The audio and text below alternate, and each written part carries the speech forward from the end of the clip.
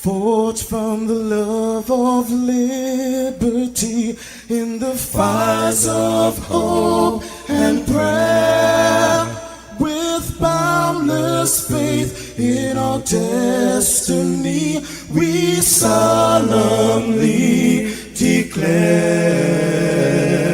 Side by side we stand, islands of the blue Caribbean Sea, this our native land. We pledge our lives to thee. Here every creed and race find an equal place, and may God bless our nation. Here every creed and race find an equal place,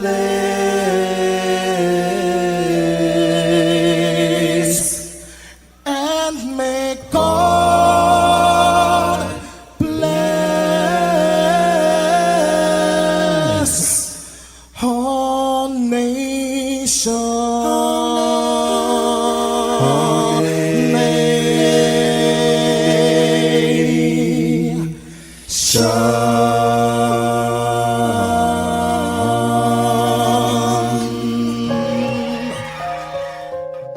Heavenly Father, we come before you at the start of this new day, giving thanks for life, for health, and the opportunity to serve through this station.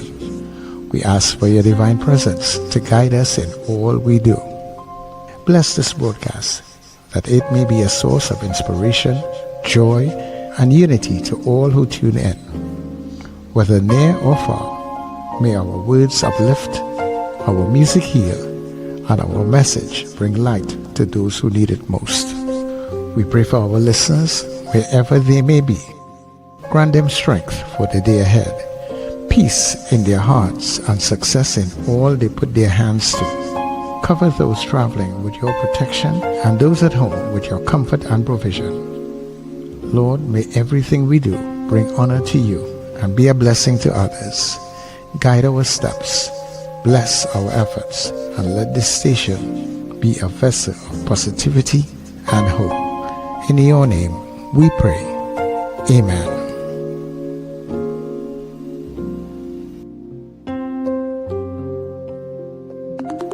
Your voice, your soundtrack, your station.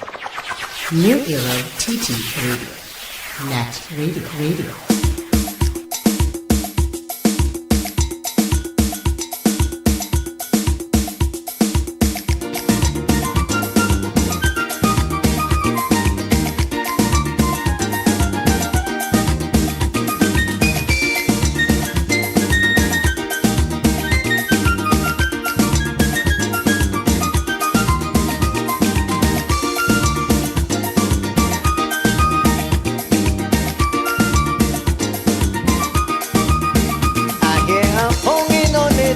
Darling, who you looking for? Alexander. With 2 suitcases and she tell me she must find this man. Alexander. Every Christmas she does come down. Me sweet man Alex from town. She wanted to surprise him, so she didn't call. She went searching all about, but can't find a lick at all. She tell me I want a lick, I can't do without a lick. A lick makes me happy, a lick drives me crazy.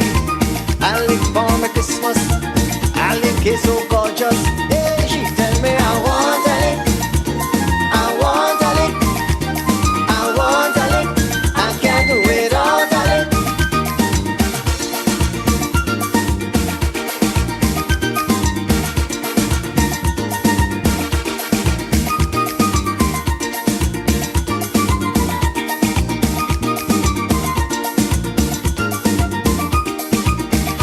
Bring down ham and turkey and a 5-foot Christmas tree for Alexander.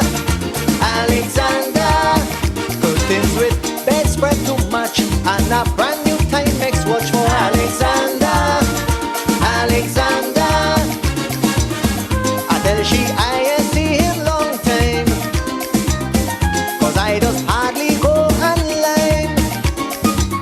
She say, Kenny, don't try that. You and Alex close. Anytime I can't find him, it's you that are checking first. She tell me I want Alex, I want Alex, I want Alex. I can't do without Alex. Alex makes me shiver. Alex kiss me lover. Alex kiss me tonic. He do make me get sick.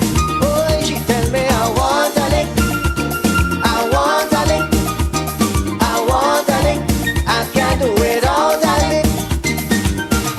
Oh, oh my God.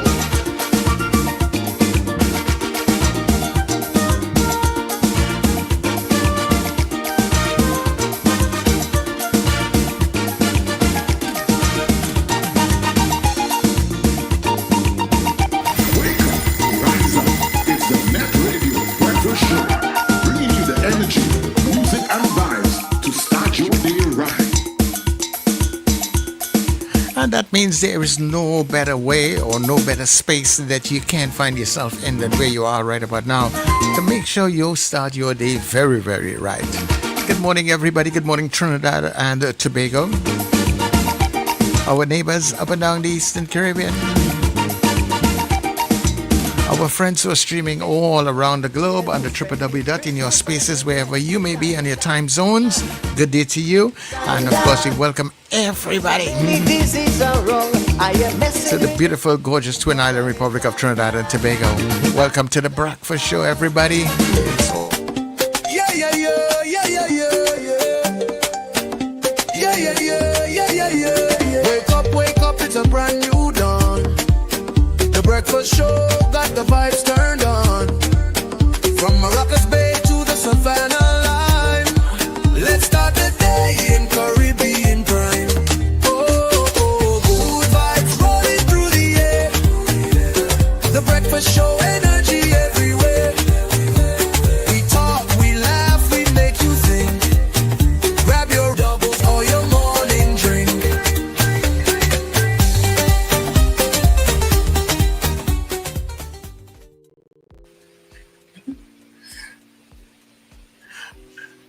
all right, okay, cool, no problem.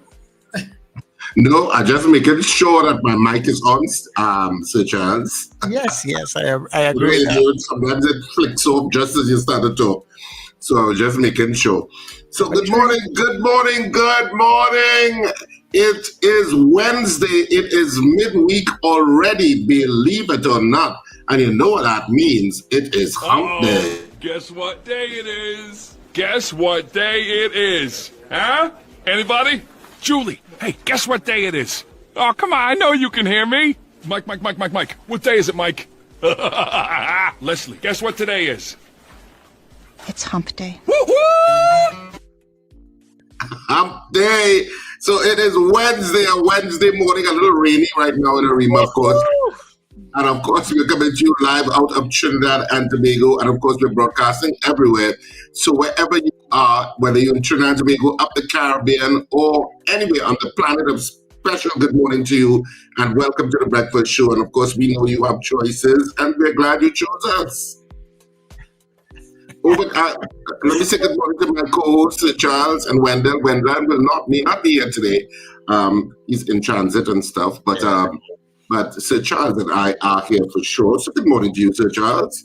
Hey, good morning to you, Richard. Good morning to everybody in all your spaces locked on. I want to wish everybody a beautiful Wednesday as we head down to the mountain, going from here on in. And I know you guys are going to have a really fantastic day. Richard, you know there are some trigger words. Yeah, you were right on the trigger word today. What is the trigger word? when I said breakfast show. When I said breakfast show. Yes, it's when you did the intro video. Oh, right. Yeah. I just put it in the wrong place today. Oh. that was like a trigger word for Richard. He picked up on it one time. I said, wow. Yeah, what is the breakfast show? That's it. Yeah. The show has begun. So, but But I mean, so many things happening. But you know what? Let's get to the news first before we get into some chit chat and stuff like that. But I know Wendell usually has birthdays. I don't have. Do I have any birthdays today? Not off the top of my head, but I'm terrible at remembering birthdays. Let me see if I could just get any birthdays right now. No. Giving a quick scan here as you talk about it, it is like 22nd. You know when there is a birthday man, he always birthdays today. Let me see. I have some. Today's my coming up on Friday, but right now, no. Well, I have some birthdays. Simon Hamel Smith.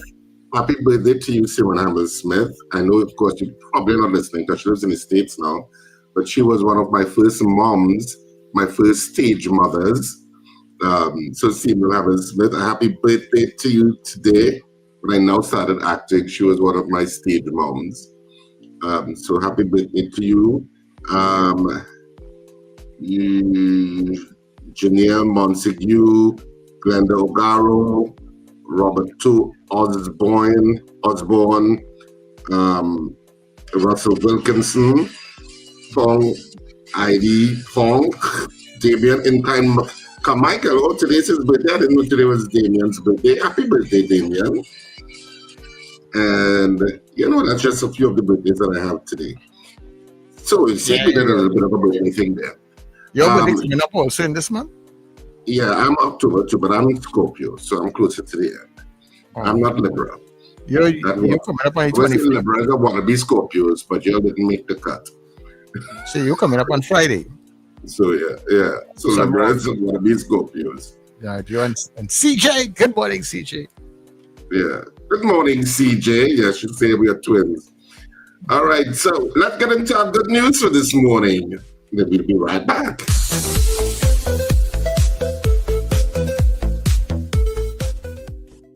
In the heart of Port of Spain, the Red House building, the home of Parliament in Trinidad and Tobago, was discovered to be built on the remains and relics of our first peoples. In 2013, during the refurbishment of the Red House, construction workers found the bones of as many as 60 people. Archaeologists found that they dated back between 125 AD and 1395 AD, long before Columbus. They were the bones of the indigenous inhabitants of this land. In 2019, the remains were rededicated and reinterred at the same site in a sacred ceremony led by the local First Peoples community following traditional rites. Now, every year on October 14th during First Peoples Heritage Month, a ceremony is held to honor their memory. May we never forget that the story of our country began long before the streets and buildings we know today.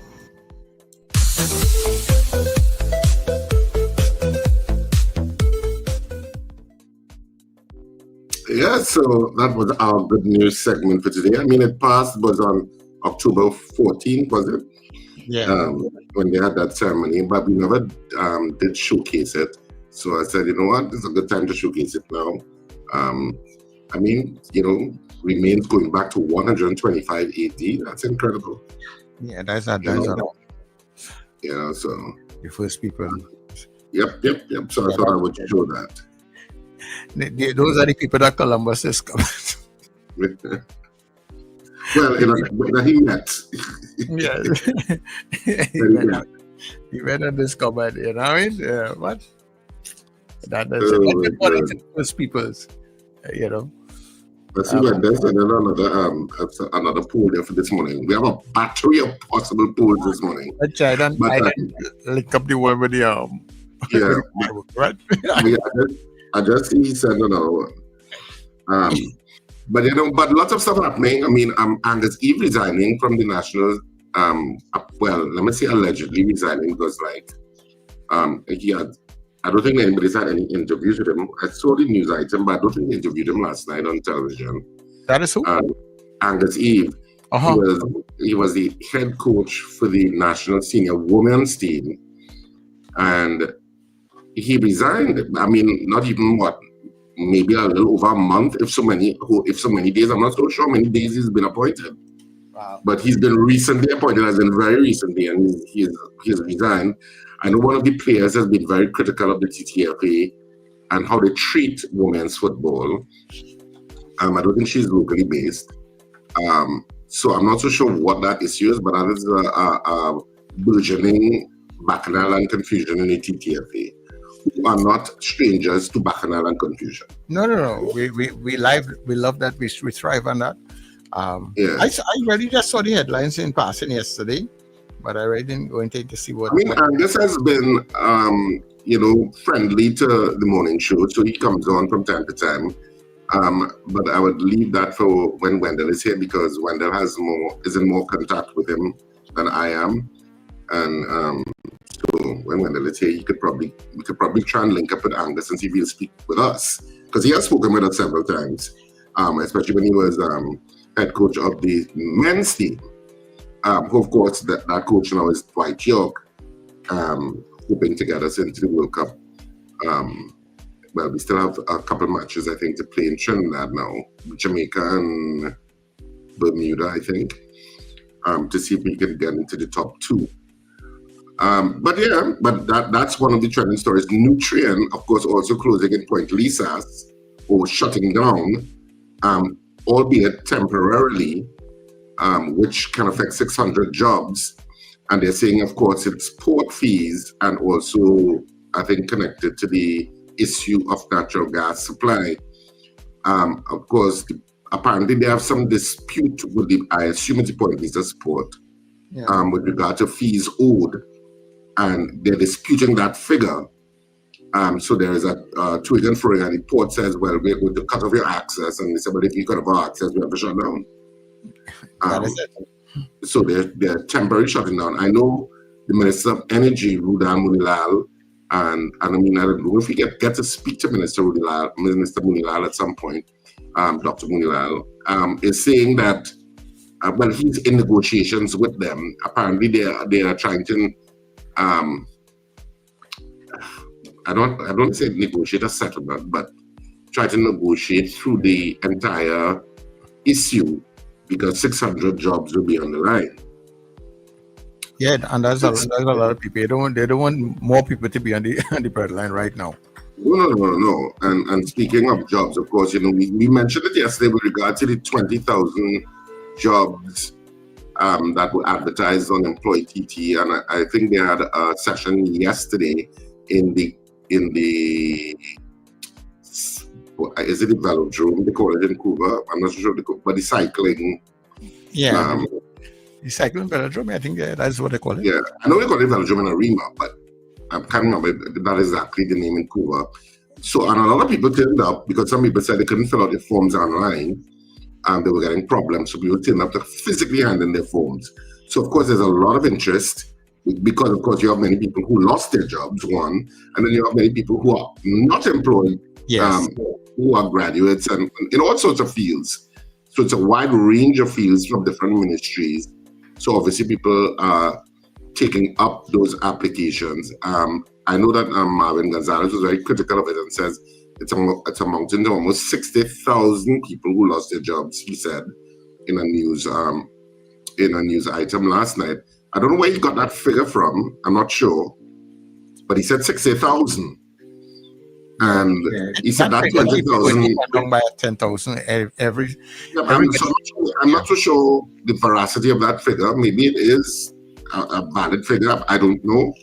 But he said 60,000, so he said 20,000 ram to the other 40. Basically, is what he was saying. But still, it's good news in the sense of at least there's access to jobs. After going through that dark period of so many people losing their jobs. So the 20,000 jobs from different ministries is a plus, and all sorts of things. They're from content creators for different ministries to, carpenters to, all various data entry jobs to all manner of jobs you just got a glimpse of, the different types. So if you are looking for one, you should probably check Employ TT and look at the variety of jobs that are there. I'm not too sure when they're closing off applications, because I think some ministries, according to the news last night, said they will be interviewing people from next week. So get in if you haven't gotten in, and if you are interested. All right. If that that whole job application creation process now, the persons who would have been affected coming out of the CPEP and URP, how are they? I wonder if they are basically catered in between there, or they're still working on that fix for that that area. If that is going to be a separate fix. I don't know, it wasn't clear. And there was some other things that weren't clear that came up in the budget, but the finance committee meeting and stuff like that, where, a joke was made about Colin Bird, and he was not a happy camper. No, he wasn't. He was not. By the speaker, no less. But anyway, before we get into all of that, let's take a break. And when we come back, we'll go through your greetings and then get into the nitty-gritty of things. But we'll take our quick break at this point. Pay $1 down on hire purchase plans at Furniture Plus. Enjoy fast approval, low interest rates, and up to 36 months financing. Retirees, self-employed, and permanent employees apply today. Buy now, pay later with Furniture Plus credit plans. Conditions apply.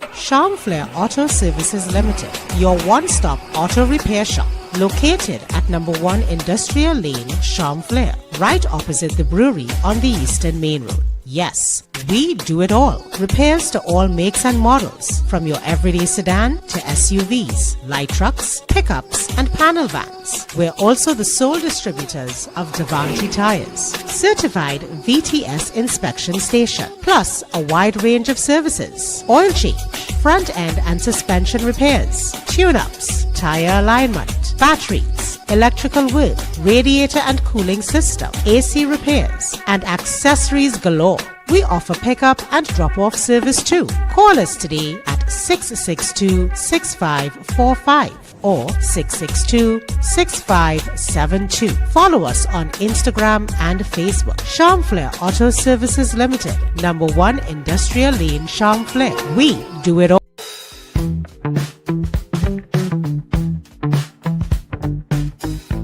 S&H Rumbox, 137 Western Main Road, St. James, for all your retail and wholesale needs for alcohol and non-alcoholic beverages. Call us at 686-0599 or visit us at 137 Western Main Road, St. James. S&H Rumbox, drinking out of the box.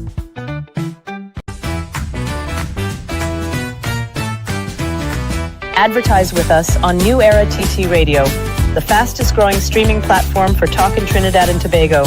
Audio and video ads welcome. Elevate your brand with us. Connect with us at newerattradio@yahoo.com or call us at 299-5156. Now what are you waiting for?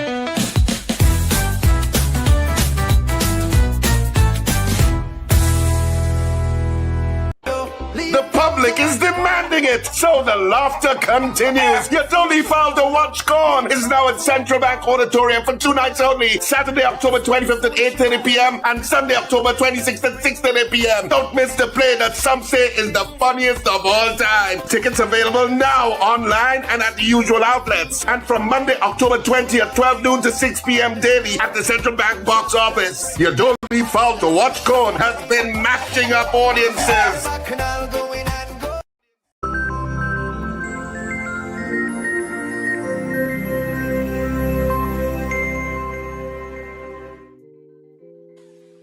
All right, so we're back on the breakfast show this morning, and of course, this is where we go to greeting you in all of the people commenting in the comment section already. So let me start from the top. So we have Joyce Phillips saying top of the morning, guys. Valerie Mendoza, good morning to the breakfast show. Happy birthday to Jennifer Vidal. Well, happy birthday, Jennifer. Margaret Thomas, good morning, guys.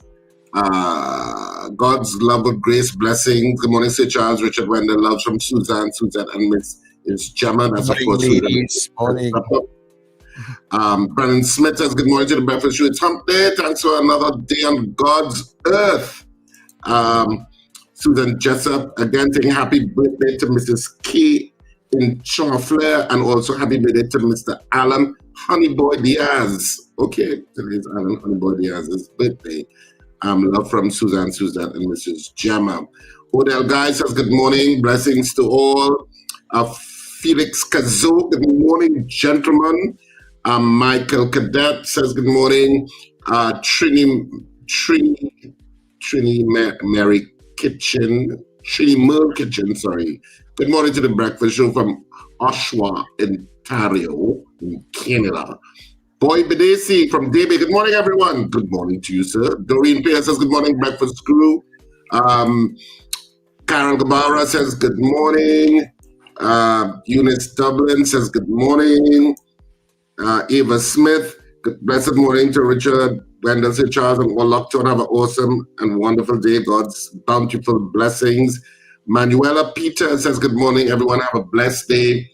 Dan Payne says good morning. Sherwin Kerr and Juliet Kerr, of course. Good morning, Sherwin and Juliet. Good morning to the Breakfast Show crew and to all listeners and viewers. Marlon Motley, good morning, Marlon. Says good morning. Morning 555, which is Ingrid from Arizona. Is Arizona? Yes. Says blessed morning from Tucson, Arizona. Kathy Ann Charles says good morning. And she says, good morning, guys, from Robert Taylor. Good morning, Robert. Margarita Charles says, good morning, guys. Blessings. Brent Hackshaw says, good morning. Good morning, Brent. Diana Hamill, good morning to everyone from Cuba. Good morning, Cuba.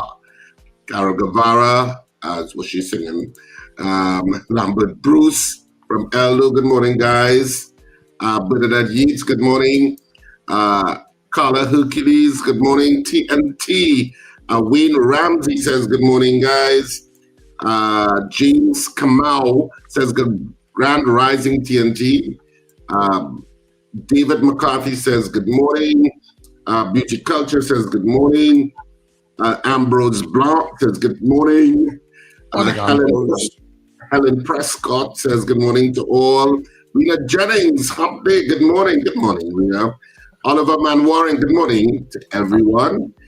Slick Grip, good morning and good hump day, says Trinidad and Tobago. Good morning to everyone from Florida.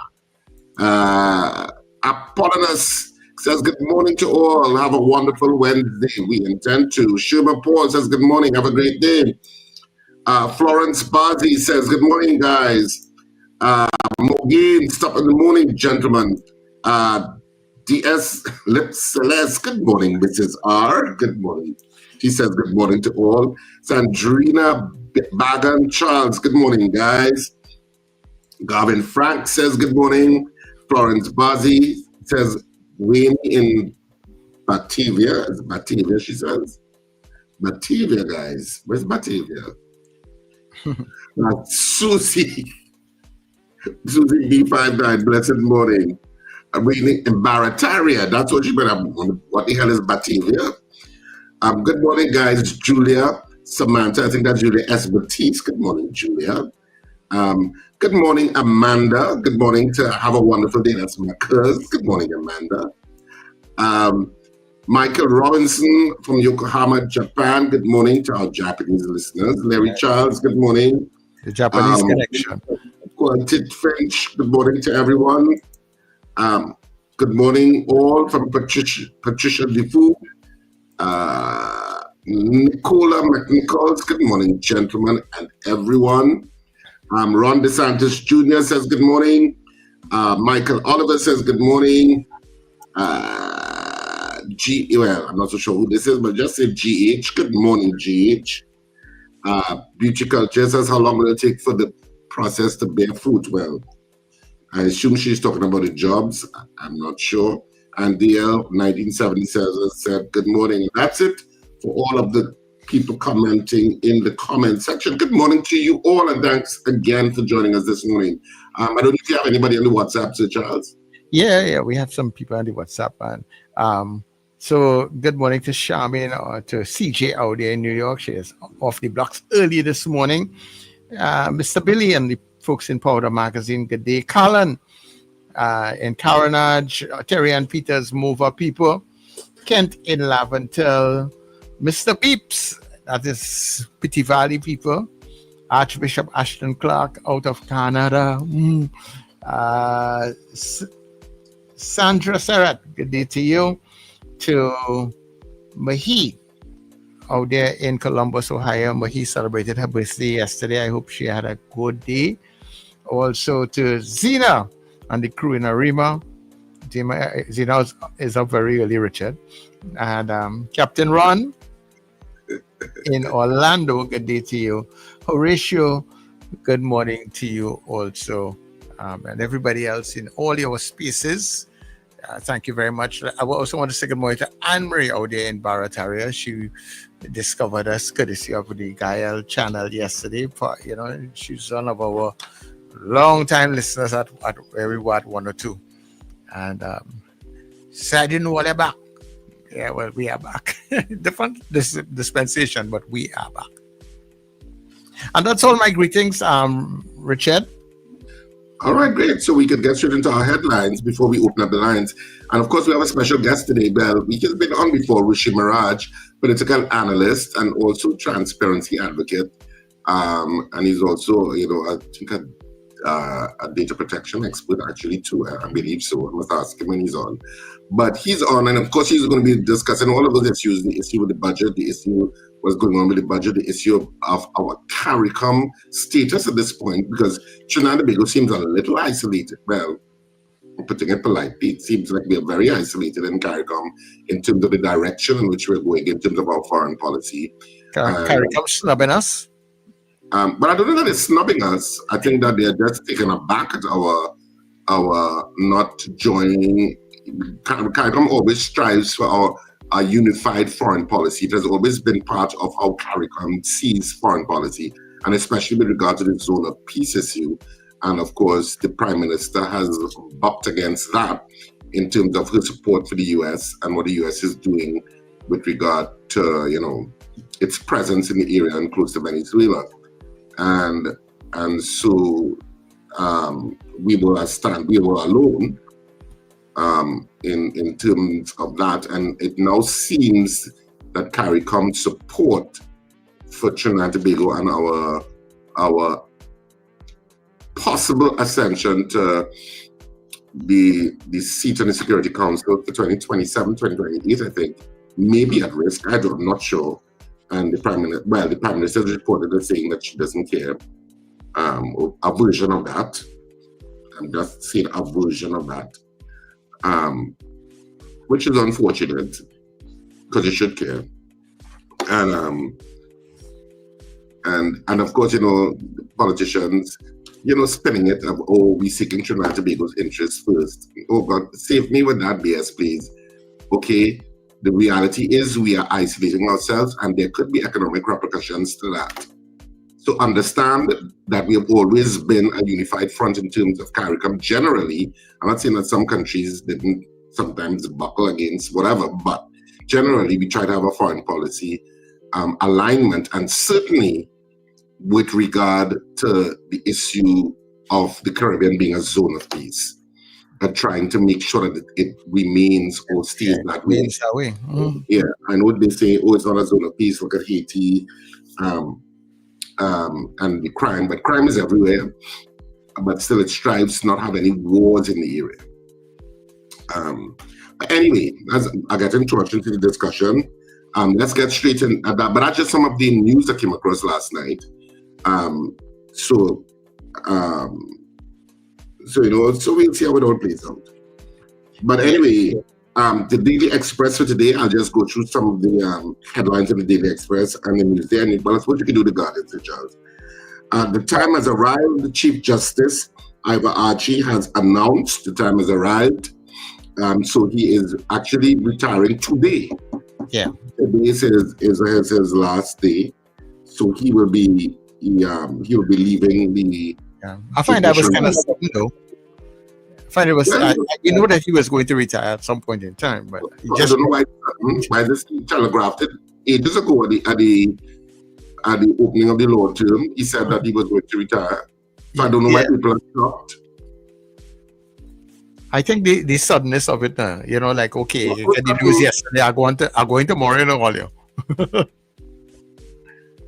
Oh, but he said he was going to retire before. Or is it that you mean what he's saying just a day before? Yeah, I think that, so you don't normally just say, okay, I will retire. I'm retiring at the end of the month or at the end of November. I'll be, But to me, he telegraphed it long before. So I didn't see it as a big issue, but maybe people do. Eve quits as head coach. That's Angus Eve, which we touched on this morning. Let me see. Nutrien to halt Point Lisa's operations, which we also touched on. Outrage over Diwali fireworks. That's a trending story on social media because citizens and several animal rights activists have expressed outrage over the noise from fireworks during this year's Diwali festivities. Many took to social media yesterday to voice their complaints, highlighting concerns about the impact on pets and local wildlife, and etc. So that's one of the trending stories today. And well, that's it for the main stories in the Express this morning. So I'll go. Are you going straight to the Guardian? Yeah, so you can organize the news in the meantime, right? So I'll go with the Guardian one time. All right. Okay. You already had it organized. But my phone is quick. But go ahead. All right. Hundreds of jobs on the line. Nutrien threatens shutdown over retroactive port fees. Chief Justice Ivor Archie retires today after 17 years of service. No funds in budget for public servant payments. Tanku Young accuses People's Ministry of breaching procurement law. Icaca's calm after U.S. strike kills 2 Trinidadians of Venezuela. Beckles slams government over fishermen's debt. U.S. Embassy alert. And the Chief Secretary, Carl, adds 3,000 more seats for Tobago Carnival. And Tobago heated all now over this weekend into next week. Yeah. They have to. Well, not this weekend. It's this weekend, isn't it?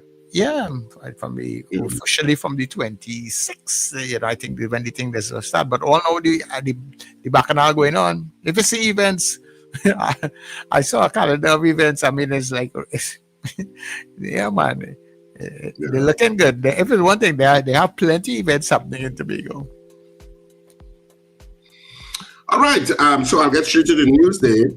And the Newsday headlines for today: 55 vie for TPP candidacy for THA elections. U.S. Embassy resumes operations after threat alert. PNM and UNC tit for tat over national employment drive. Rainfall fails to dampen Blue Food Festival. And Chief Sec happy for more carnival flights once proactive CAL in 2026. So that's Tank One Manning clash over query about 10% hike. So lots of things still going on with the budget, of course, which you could talk with about Rishi Maharaj in the next hour. But yeah, a lot of those things going on. That whole issue of that U.S. Embassy alert. And I saw Barry Padarat on news last night saying that the government handled it professionally.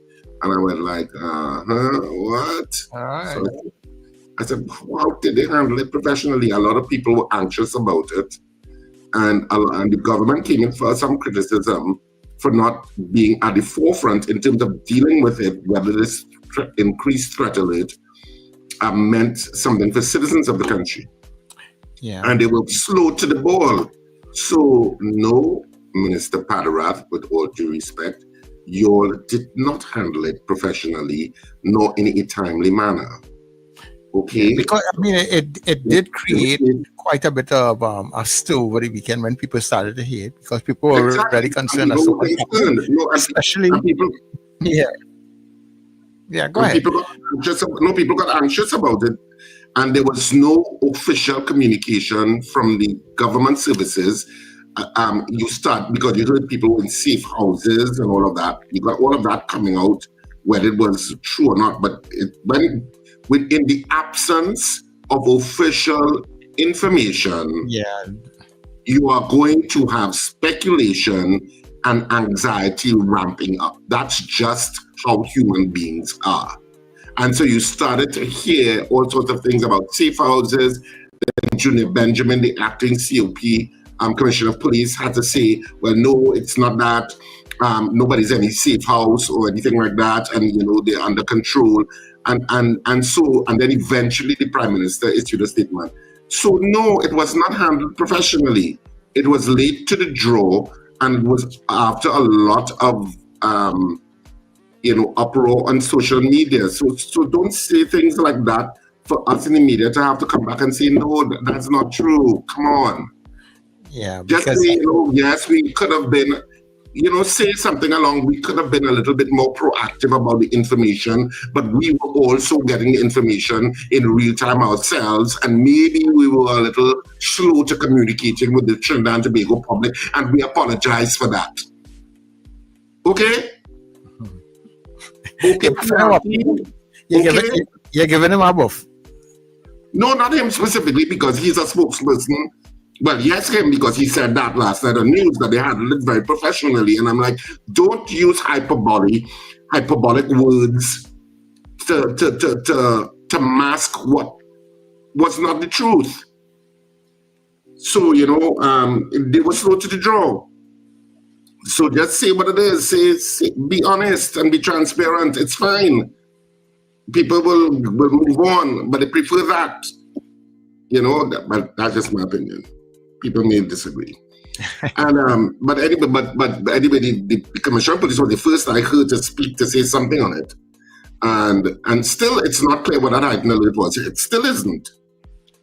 It still isn't clear what that heightened alert was. I don't know if you know what it was about, Sir Giles. No, I don't have anything, but I mean, with all that's been happening in the Caribbean, and then you are seeing a lot of I don't know if it is credible news, but there are things floating around about bombers landing here and flying over certain things. So when things like that, it's outside there, and then you're hearing the embassy putting out communiques, and you don't know what's really going on. So they have a responsibility to respond much quicker, to let the population know what is going on. And you're right, they were very slow to it. And giving the information. And when things like that happen, you should be placating your citizens one time, saying, well, look, this is a US thing. We have some information regarding it. We don't want citizens to be anxious. We are in control. Say the things that people want to hear. Yeah. You don't say it, a little while after, when people get anxious. Because people get anxious. There are a lot of things to get anxious in life now. There are a lot of things to get anxious about. So when you want to placate people's anxiety, placate it as quickly as possible. Be on the ball quicker than what it is. Use it as a learning curve, and understand that you need to be as communicative as rapidly as possible in issues like that. Yeah. But don't tell me it was professionally handled, because it was not. But anyway, before we get there, because the coming out of the Diwali also, there was a lot of people took to social media complaining about the fireworks. Some people were actually questioning what was happening with fireworks, especially after the independence ban on it and quieting down the society. They were wondering, so what is it that people now have this free sheet to go about and make one set of noise again? So that created quite a bit of stir on social media, because I mean, in some areas it was really terrible. I understand. In my area, I mean, it wasn't as bad, but on Diwali day, I mean, the bamboo bursting and everything. Woo! I mean, them guys good with that, But the fireworks, I see even Fireworks is saying that they sold a lot of silent or the quiet fireworks, but it's just a 1% of individuals who were using those noisy fireworks, and they gave people choice. If you want the noise one, you could buy this, or if you want the quiet one, you could buy that. But if you're leaving it up to people like that, trust me, most of them will go with what they know, which is to make one set of noise. Because while some people are aware and are very caring and trying to do the thing still, but with a measure of some caution and control. There are others who just would not do that. And I don't think you can continue to leave it up to people. Yeah, I think I hear government sources saying that some legislation is coming again. I don't know when it go reach. And we've been talking about this for so long, you know. I mean, fireworks, noisy fireworks, silent fireworks. Fireworks I find are fun. I mean, I don't particularly have a problem with the noisy ones once it's done in an area that's zoned for that. So you should have particular zones and communities because people want to do fireworks. So you should have different zones and communities where that can happen. I'm not really, passionate about it. I didn't hear much fireworks to Diwali in Arima, quite frankly. Where I am, I can't remember hearing it at all. But maybe it did happen. I don't know, but I can't remember hearing it. But you're very lucky. Huh? You're very lucky. Yeah, I can't remember hearing any of this where I am. But I find they should have zones for that. But if you want to go to silent fireworks, neither here nor there with me, go to the silent fireworks. But silent fireworks are, they kind of they're things that are used to celebrate events. So however you morph it into silent or zoned loud. Yeah. Is it the noise that people like, or is it actually just the splendor of the? I think some people like the noise too, because the noise is part of the. Oh my God! And the So, but anyway, let's open up our lines. Can we open up our lines and take some calls now, Sir Charles, or you finished talk? yeah, we can open up the lines now, people. All right, so the number on the screen 2811315 or 2995156. We're opening up the lines at this point to get some of your comments or whatever you want to talk about. Well, connected the things that are coming up, are going on, of course. So 2811315 and 2995156. The lines are now open. Yeah, all right. So yeah, let's go. Good morning to your caller. Good morning, Sir Charles. Hey, Sina. Good morning, Richard. Good morning. Wendell, wherever you are. Hear what? This Richard is something else, Is he doing the talking, He's telling you, but he trying to put the blame on you. Yeah. Richard, we see through you long time, Stop your nonsense. I stopped talking after I said I'm ready for calls. He is the mischievous kid, Listen, I want to say, first thing, yesterday I got up late, but I heard, I listened to the program after, but I heard Mr. What you call him there? Who you all had yesterday now from the PNM? Mr. Gonzalez. Marvin. Marvin Gonzalez, yeah. I agreed with him, And Sir Charles wasn't understanding. I still don't understand the drift that they were on. Yeah, when they'll say the UNC had a strategy, but I don't feel so. But Marvin and they, even if they had that plan in their head, Marvin and they saw through it. And the reason why they didn't put the main speakers and not the main, but the rest of 5, because all those who spoke were very good. The rest of 5 is because after that Sir Charles, the UNC was going to have a monologue and they were going to bring out all kind of nastiness to put on Hansard. So then they will have no one to rebut it. So rather than it ain't go on Hansard, because they does have plenty mark the bus, You see when that one from San Juan Laventille, can't remember the name. Yeah, having a problem with names today. About you come to talk about what road a Barrett was paid and all kind of thing. How all of that come into the debate? We debated the budget. So you see, when they come and they try to put all the nastiness on Hansard, there's nobody to get up to rebut it. So rather than nastiness, but let them don't get to rebut anything, don't talk. So let it end, if so be the case. But that is what the opposition wanted. They wanted to run them out and then come there and spread a set of lies. Well, I'm very happy Marvin and they saw through it and they didn't do it. So, but we will hear them talk about that budget, as he said, somewhere else at a later date. But I wanted to tell all them my thought on this set of jobs, what they're calling for, because I saw them advertising all on the Sunday Express. They were putting the names of the jobs. I see they're looking for laborers, tradesmen, assistants, drivers, mechanics, plumbers, carpenters, welders, sanitation workers. Let me tell you something that I feel. That is my thought, and I could be wrong. You see all the money that they triple up in their corporations.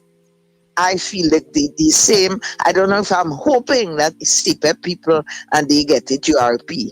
That is where they're going to absorb those people. And they wouldn't even absorb all.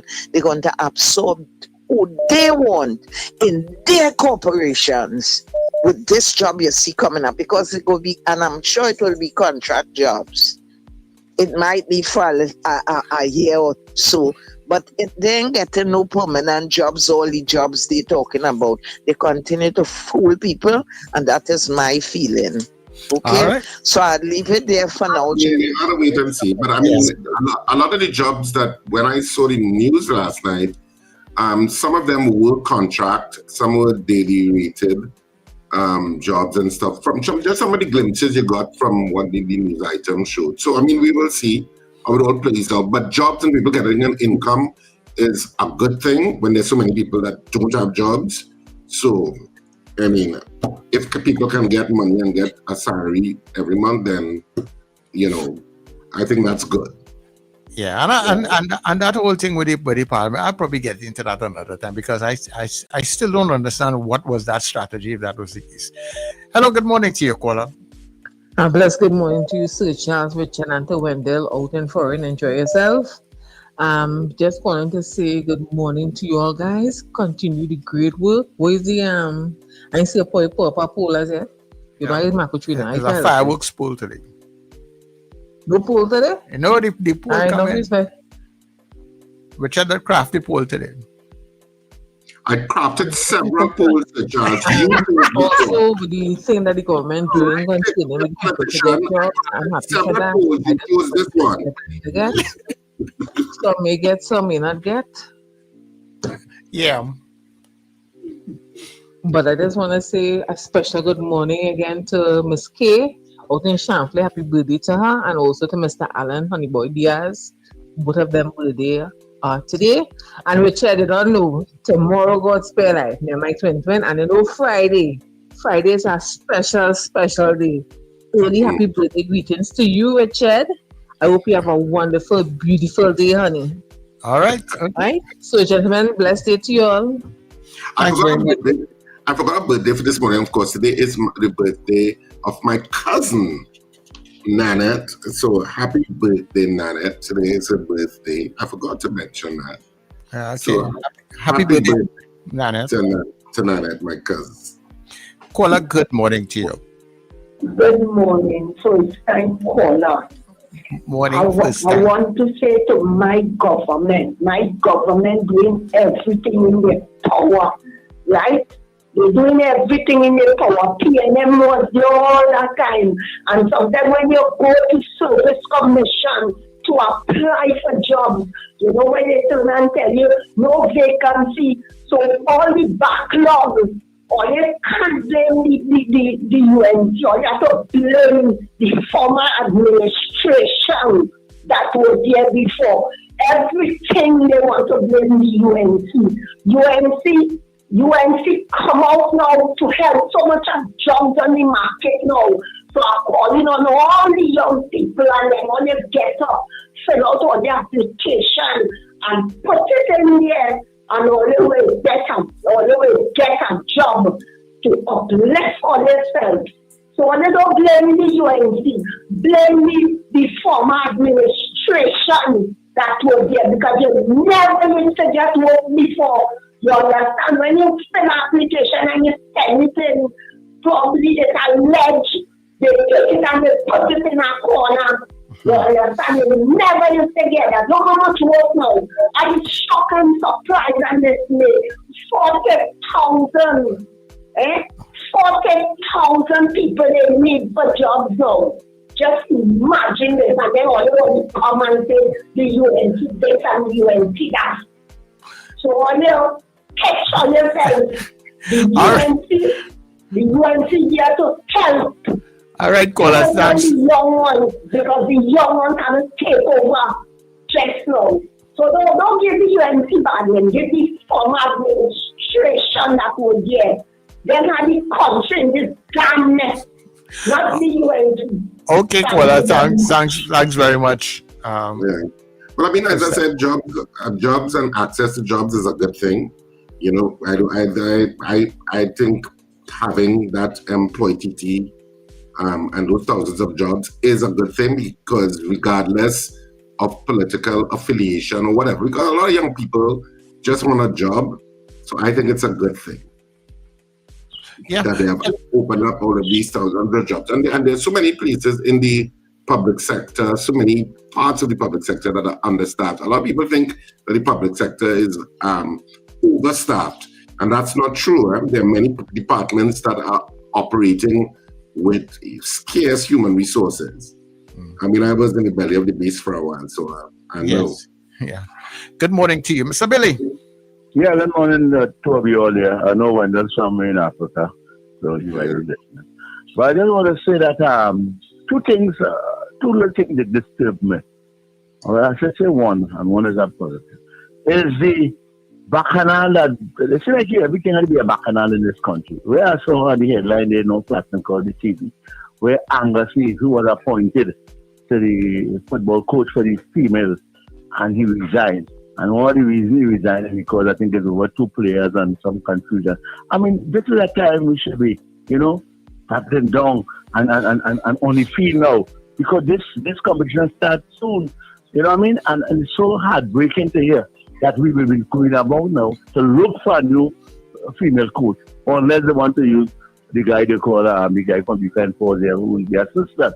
But I'm saying it's time we move on. Go over from this bacchanal and corruption and everything. Everything is a bacchanal culture. And the next thing is that I think it's a good initiative with the jobs, with the advertising and letting people online and in person go and for job, because we know, and as I think as Whitnell was just saying it, there's a lot of vacancies, a lot of place, for young people especially. I have seen young people all over the place working with the broad envelope, looking for jobs. And I think it's a very initiative of the government to give the young people an opportunity to be able to work in their country rather than trying to fly out and go abroad. Thank you all very much and have a good day. All right. Yeah. Thanks very much, Mr. Billy. That brain drain is an issue. That you don't want your young people who have qualified and gone to university just to leave and go to other countries and give them the benefit of of the brain power and skills that they have been trained in. And you do have that happening because some people don't see any future. So you want to start, getting a society that young people see an invested future in. So I think people may have their political lenses and how they see stuff, but I see the issue of jobs being a good thing, and them giving out jobs is a good thing. Well, not giving out, but giving access to creating jobs. Yeah, I think see it as a plus. All right. So, people, the poll question is up. Do you agree that the government? No, that's the wrong one. Do you agree that fireworks used during Diwali celebrations were outside government control? Now, of course, this was coming out, I think, from Saddam Hussein, who said that it was outside government control, that because they were private, it was private people doing the fireworks. So our poll question this morning is, do you agree that fireworks used during Diwali celebrations were outside government control? That's our poll this morning. All right. So call up very quickly as we go up to the news. Good morning. Good morning to Charles. Good morning, Good morning, Richard. Dabity. So, good morning. I want to ask a question. is it the president who has to appoint the Chief Justice in conjunction, well, with the advice from the opposition, Prime Minister and opposition leader, or what is the role of the JLC in this? That's my question to Richard. I'll listen. All right, okay, no problem. Thanks very much. I don't have a clue. Richard, do you know? There is a process for appointing the Chief Justice, but it'll be on our news point, so I don't know if you want me to go into that now. No, when we come back after the news. All right.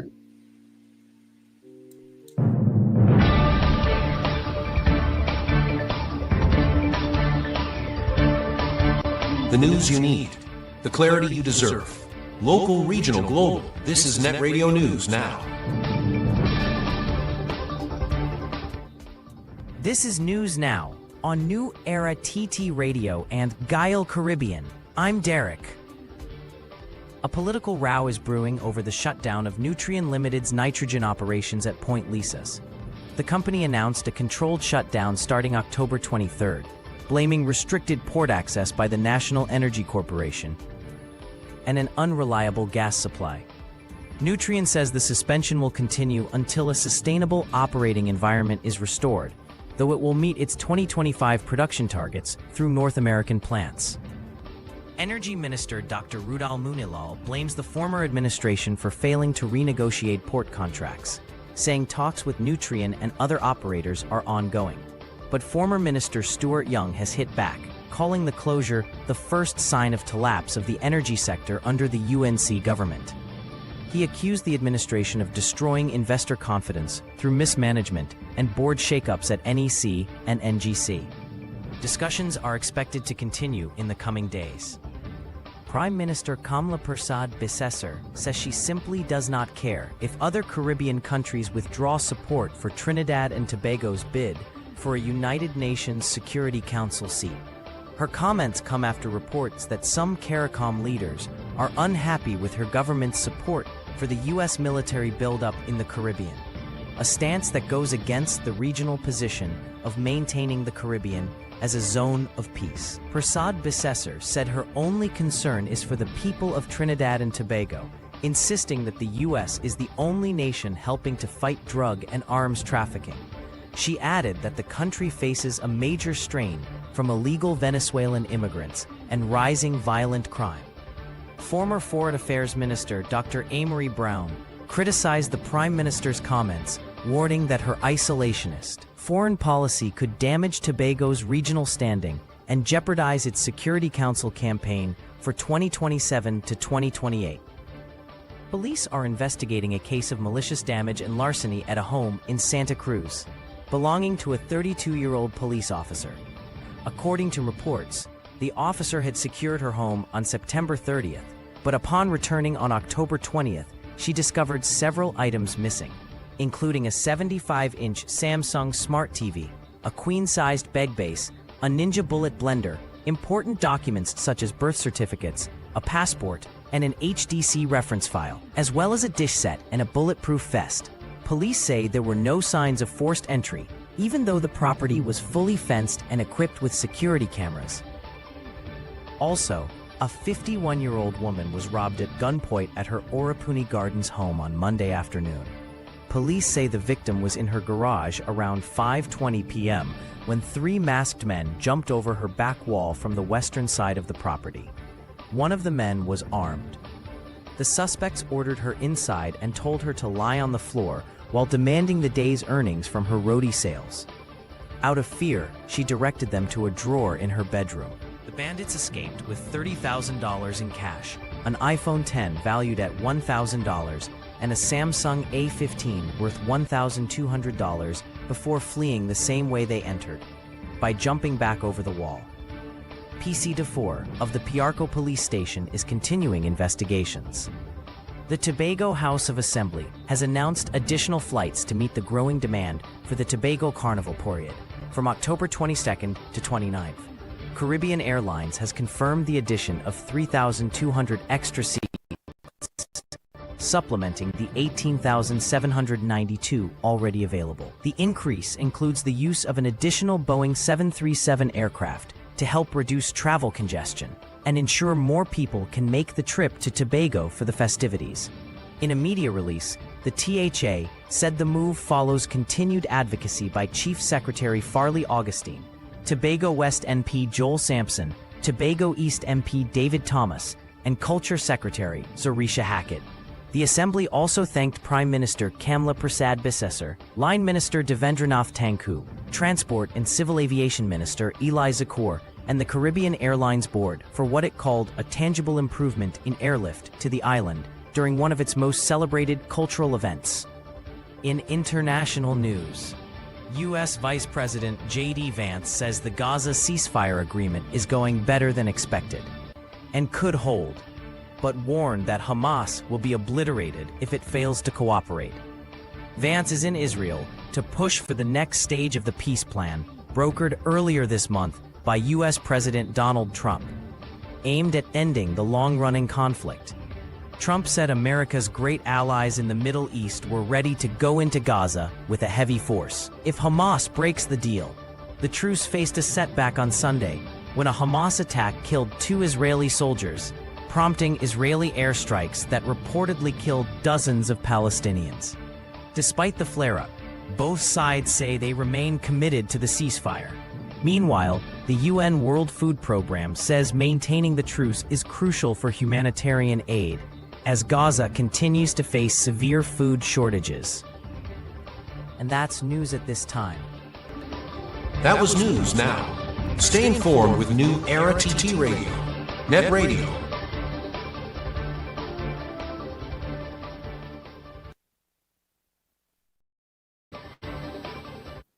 Your mid-morning just got better.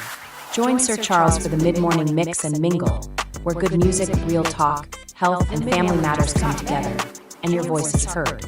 Whether you're at work, on the go, or just taking a break, this is the perfect mix to keep you engaged, informed, and entertained. The mid-morning mix and mingle, weekdays, 9 a.m. to 12 noon on New Era TT Radio, Net Radio. Morning vibes, fresh energy. This is the Net Radio Breakfast Show. TT Radio.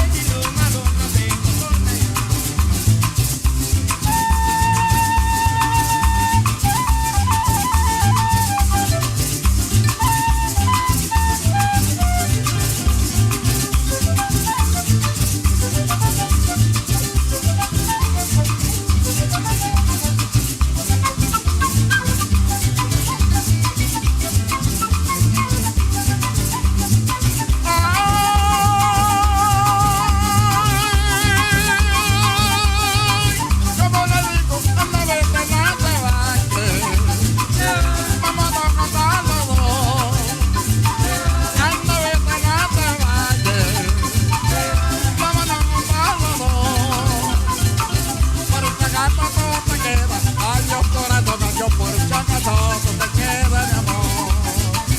Adiós corazón, adiós sí.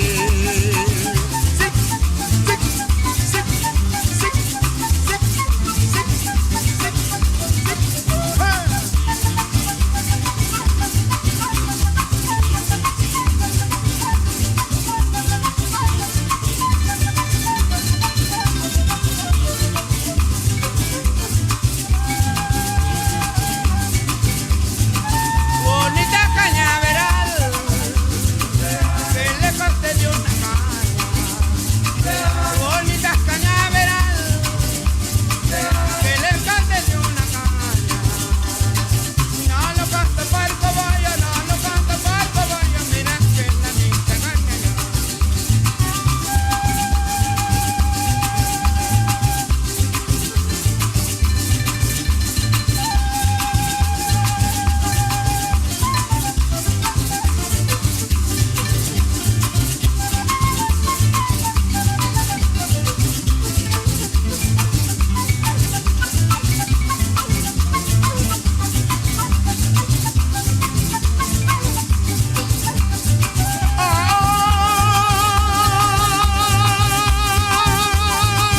Mornings just got better.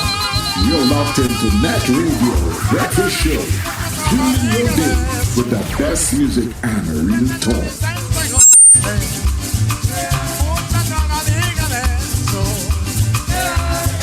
Right, everybody, and of course, we welcome you inside the second hour here on New Era TT Radio. And of course, Guile Caribbean. Remember, we are streaming all day, every day at newerattradio.com. New Era TT Radio on TuneIn, and you'll be able to get us on all your Alexa and Google devices.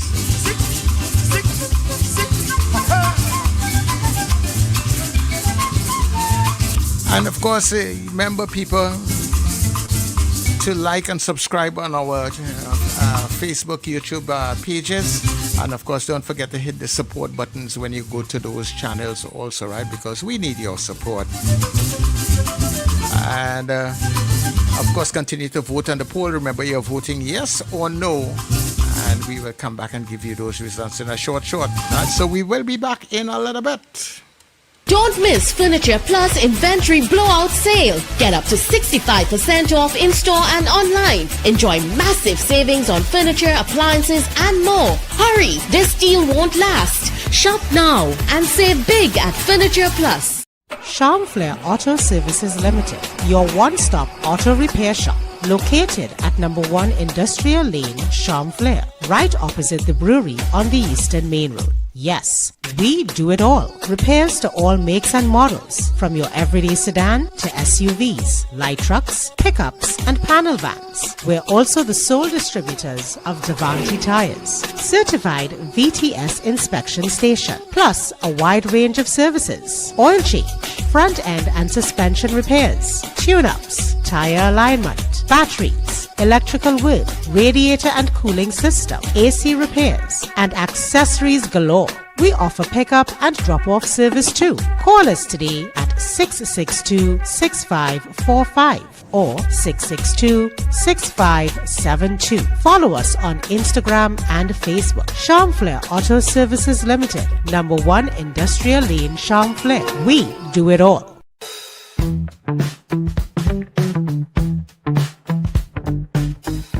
S&H Rumbox, 137 Western Main Road, St. James, for all your retail and wholesale needs for alcohol and non-alcoholic beverages. Call us at 686-0599 or visit us at 137 Western Main Road, St. James. S&H Rumbox, drinking out of the box.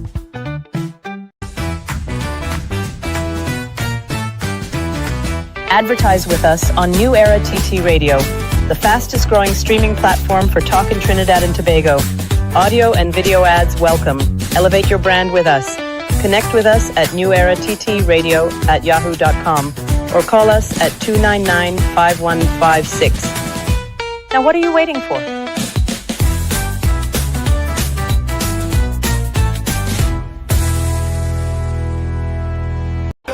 The public public is demanding it, so the laughter continues. You don't leave out to watch Corn is now at Central Bank Auditorium for 2 nights only. Saturday, October 25th at 8:30 p.m. and Sunday, October 26th at 6:30 p.m. Don't miss the play that some say is the funniest of all time. Tickets available now online and at the usual outlets. And from Monday, October 20th, 12 noon to 6 p.m. daily at the Central Bank box office. You don't leave foul to watch Corn has been matching up audiences.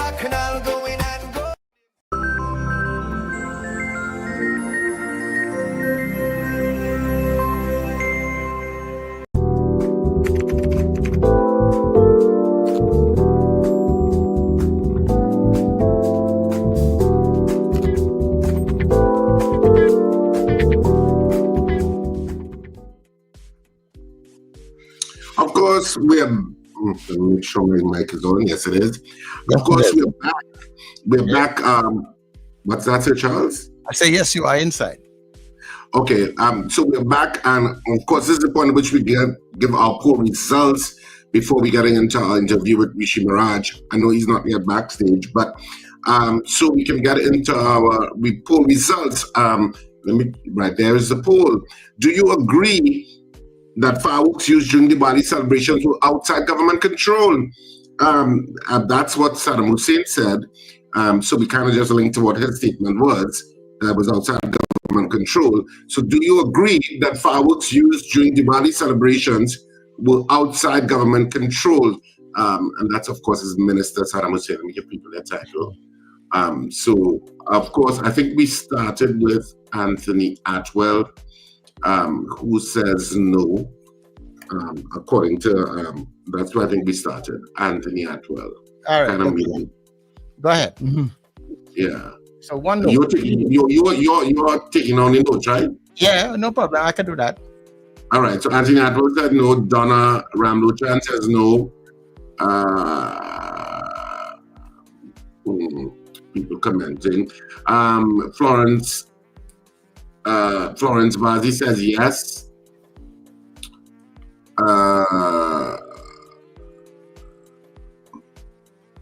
Lalram says no. Susan Jessup says yes. Rena Jennings says no. Finbar Collins, no. DL 977 says yes.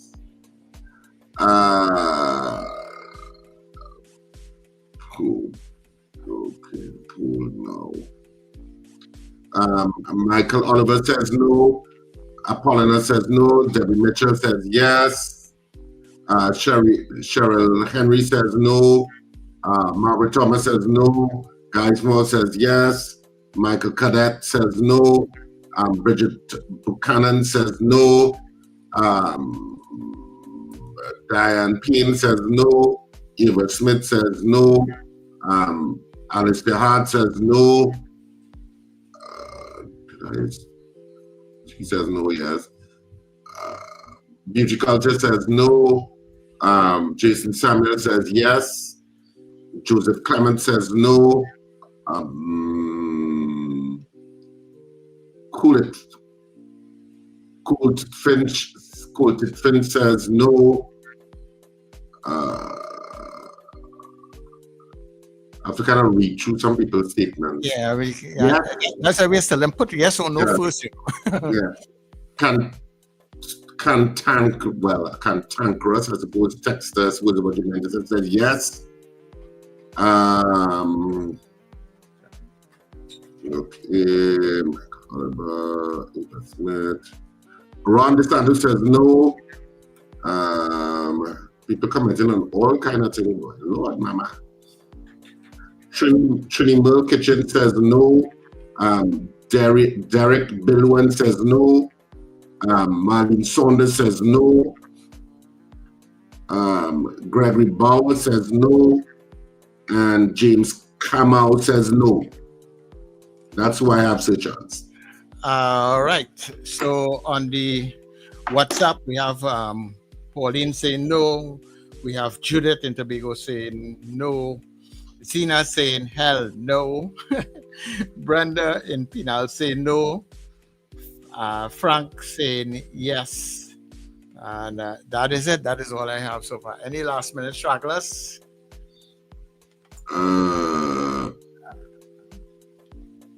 Dear 97, I said your poll. I said yes. You said yes. I did not miss your vote. We have one, Jacqueline. Jacqueline, in fact, says no. So I just have one extra, Sir Charles. One extra no. Yeah. Okay, no problem. Talk for a minute. Talk. All right. So that's how I was a poll for this morning. So I can take up the poll. Do you agree that fireworks used during Diwali celebrations were outside of government control? The poll is now at an end, basically, while he tabulates. Right. So 38 people on the poll today. All right. And 29 of you said no, and 9 persons said yes. So that is the poll. So 29 said no. Yeah. 29 said no. Yes, 29 said no. So 29 said no, they did not agree. Yeah. They were outside government control. Right. And 9 said yes. 9 said yes. Okay, well, that's it for our poll this morning. So, it's now done. That's it. Yeah, kaput. That's it. I forgot to answer the question about the appointment of the Chief Justice. I know somebody asked about it before we went to the news, but under the Constitution, I think in Section 102, the Chief Justice is appointed by the President after consultation with the Prime Minister and the Leader of the Opposition. So that's how the Chief Justice is appointed. Even if there is a temporary person doing the position, it's still by the same process. Judges of the High Court and the Court of Appeal are appointed by the President in consultation with the Judges and Legal Services Commission. So if you wanted to understand where the Judicial and Legal Services Commission came into it, well, it's in the appointment of judges. I think there are several people running in the front running for the post, I think, at least according to media reports. I know Gillian Lucky is one. Her name has been mentioned as a possible candidate for Chief Justice. I don't think we've ever had a female Chief Justice, have we? No, I don't think so. I don't think we've ever had a female Chief Justice. So it would be a good point to at which to put in a female Chief Justice, I think. Because there's so many female members of the bench. In addition, the legal profession, is chock full of women. I know when I was in law school, it was kind of 50%, half. But now I think it's like 70-30 in terms of women entering the legal profession. Yeah, like most professions right now. Yeah, I'm subject to correction, but yeah, because, but a lot of women are entering the legal profession. For years now, it's not a recent thing. So I think it'd be good to have a female Chief Justice. Gillian Lucky is very, I like Gillian. I've seen Gillian. She is, I do know her well, and she's always, we have some very good conversations. But I think she'll be a good Chief Justice. I think she's very, diligent and hardworking. But we'll see who is chosen as the next Chief Justice with the departure of Ivor Archie today. It would be good to see if Miss Lucky makes it back inside her, because she was a voice before where she is, wherever she is now. Very. But she's a Court of Appeal judge at this point. Yeah. So we used to hear her quite a bit, but people must be wondering what became of Miss Lucky. So because she's a judge, so when you're a judge, you're silenced now. So maybe as a Chief Justice might be able to start to hear her if she becomes the Chief Justice. So let's see. She will have an opinion. The Chief Justice leads the judiciary. Yeah. So we should thank Ivor Archie for his work. It's hard work over the period of time. At the point that he was appointed Chief Justice, I think he was the youngest ever Chief Justice in Trinidad and Tobago.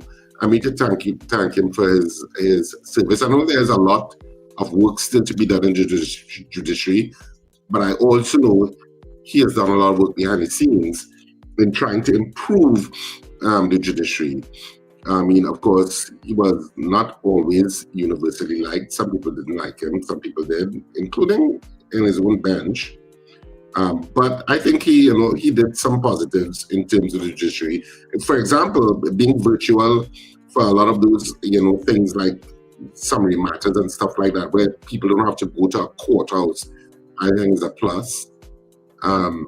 So that it's less intimidating for people and stuff like that they could join online and hear their matter in court. So I think all of those kinds of things apply. And of course, there are many other things that he would have done over his tenure.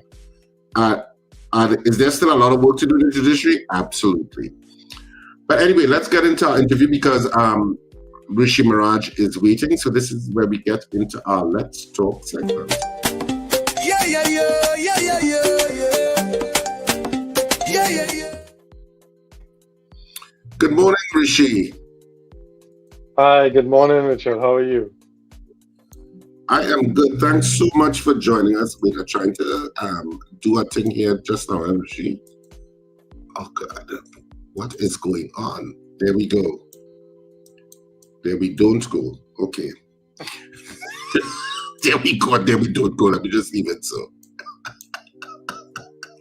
All right. I think two people were fiddling at the same time. That's what happened. So, Rishi Maharaj, thank you so much for joining us on the breakfast show this morning. We appreciate you taking the time to speak with us. No problem. Nice to be on. Yeah, so much going on in Trinidad and Tobago. Is there ever a period when there is not much going on in Trinidad and Tobago? No, you're just talking about the CJ and we knew he indicated he was going to step down.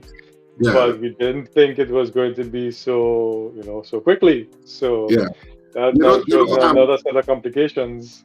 Yeah, I know Sir Charles brought that up, but I was kind of like, well, he said he was going, so but the suddenness of it, I think is what Sir Charles was saying, that he just said, well, I'm leaving tomorrow. Yeah, exactly. Normally you say, okay, I'm leaving in 6 months, so there's a transition period, but it's like, okay. Yeah. Do you think there is some political pressure being born on him to exit quicker? Is that what you think is happening? I don't think it's probably political pressure, as in you mentioned earlier that he was the youngest Chief Justice when he was appointed. And he's been at this position for a pretty long time. And and he's been dealing with the pressures of the judiciary and judicial reform for a very long time. I interacted with him briefly in my stint in the Ministry of Justice many years ago when we were looking at, judicial reform and all those different things. And I know he has a passion for it. But I think, while it may be political, I think it's also wariness, could be. You've been doing this for so long, it wears on you, this burden that you have on. And I guess after a while, you just feel that you've done all you can do and there's no drive, anything more that's driving you. So political, many people may argue it's political, but I think apart from that, it may also be the fact that, he thinks he's done all he can do, and that desire just isn't there anymore. So maybe it's just best to step away and let someone else take it over. Is there an obvious front runner in your mind for possible Chief Justice? Because the president has to find a candidate that the Prime Minister and the opposition leader will, agree on a certain level, in terms of that appointment. And do you see any candidate rising to that level in your mind? Well, I know you mentioned Gillian in your initial thing. I think, is Mark Mohammed still an appeal court judge? I think so. I don't remember who are the appellant court judge, but I know there are some younger judges in the appellant court right now. And I know Mark has also had a very long stint as I know he was DPP at one stage, and then he moved into the judiciary. So I think Gillian definitely is an interesting choice.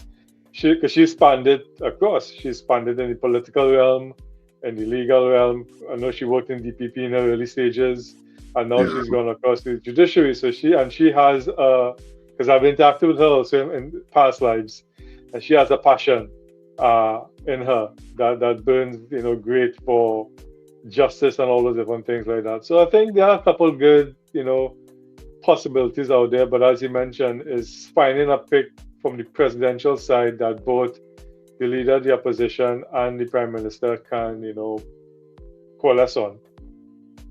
Yeah. I see trying to look at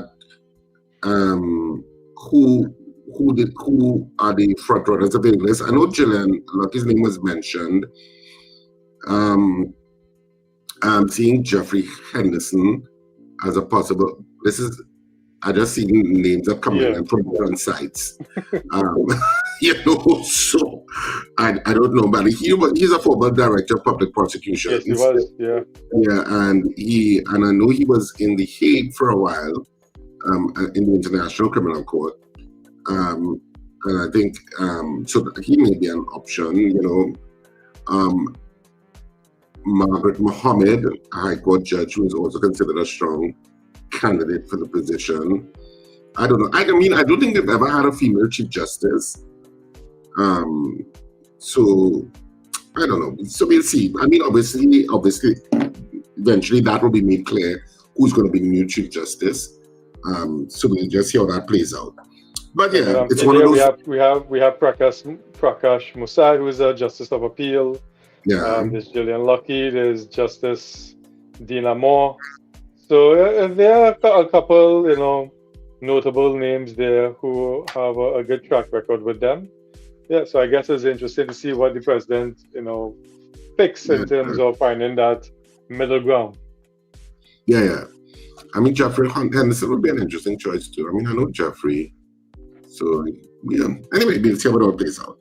Other things going on, of course, the budget. Well, you had the budget debate is still going on. I think it's before the Finance Committee now, and you had the Speaker making a joke on comment yesterday that Mr. Imber did not find funny, because he said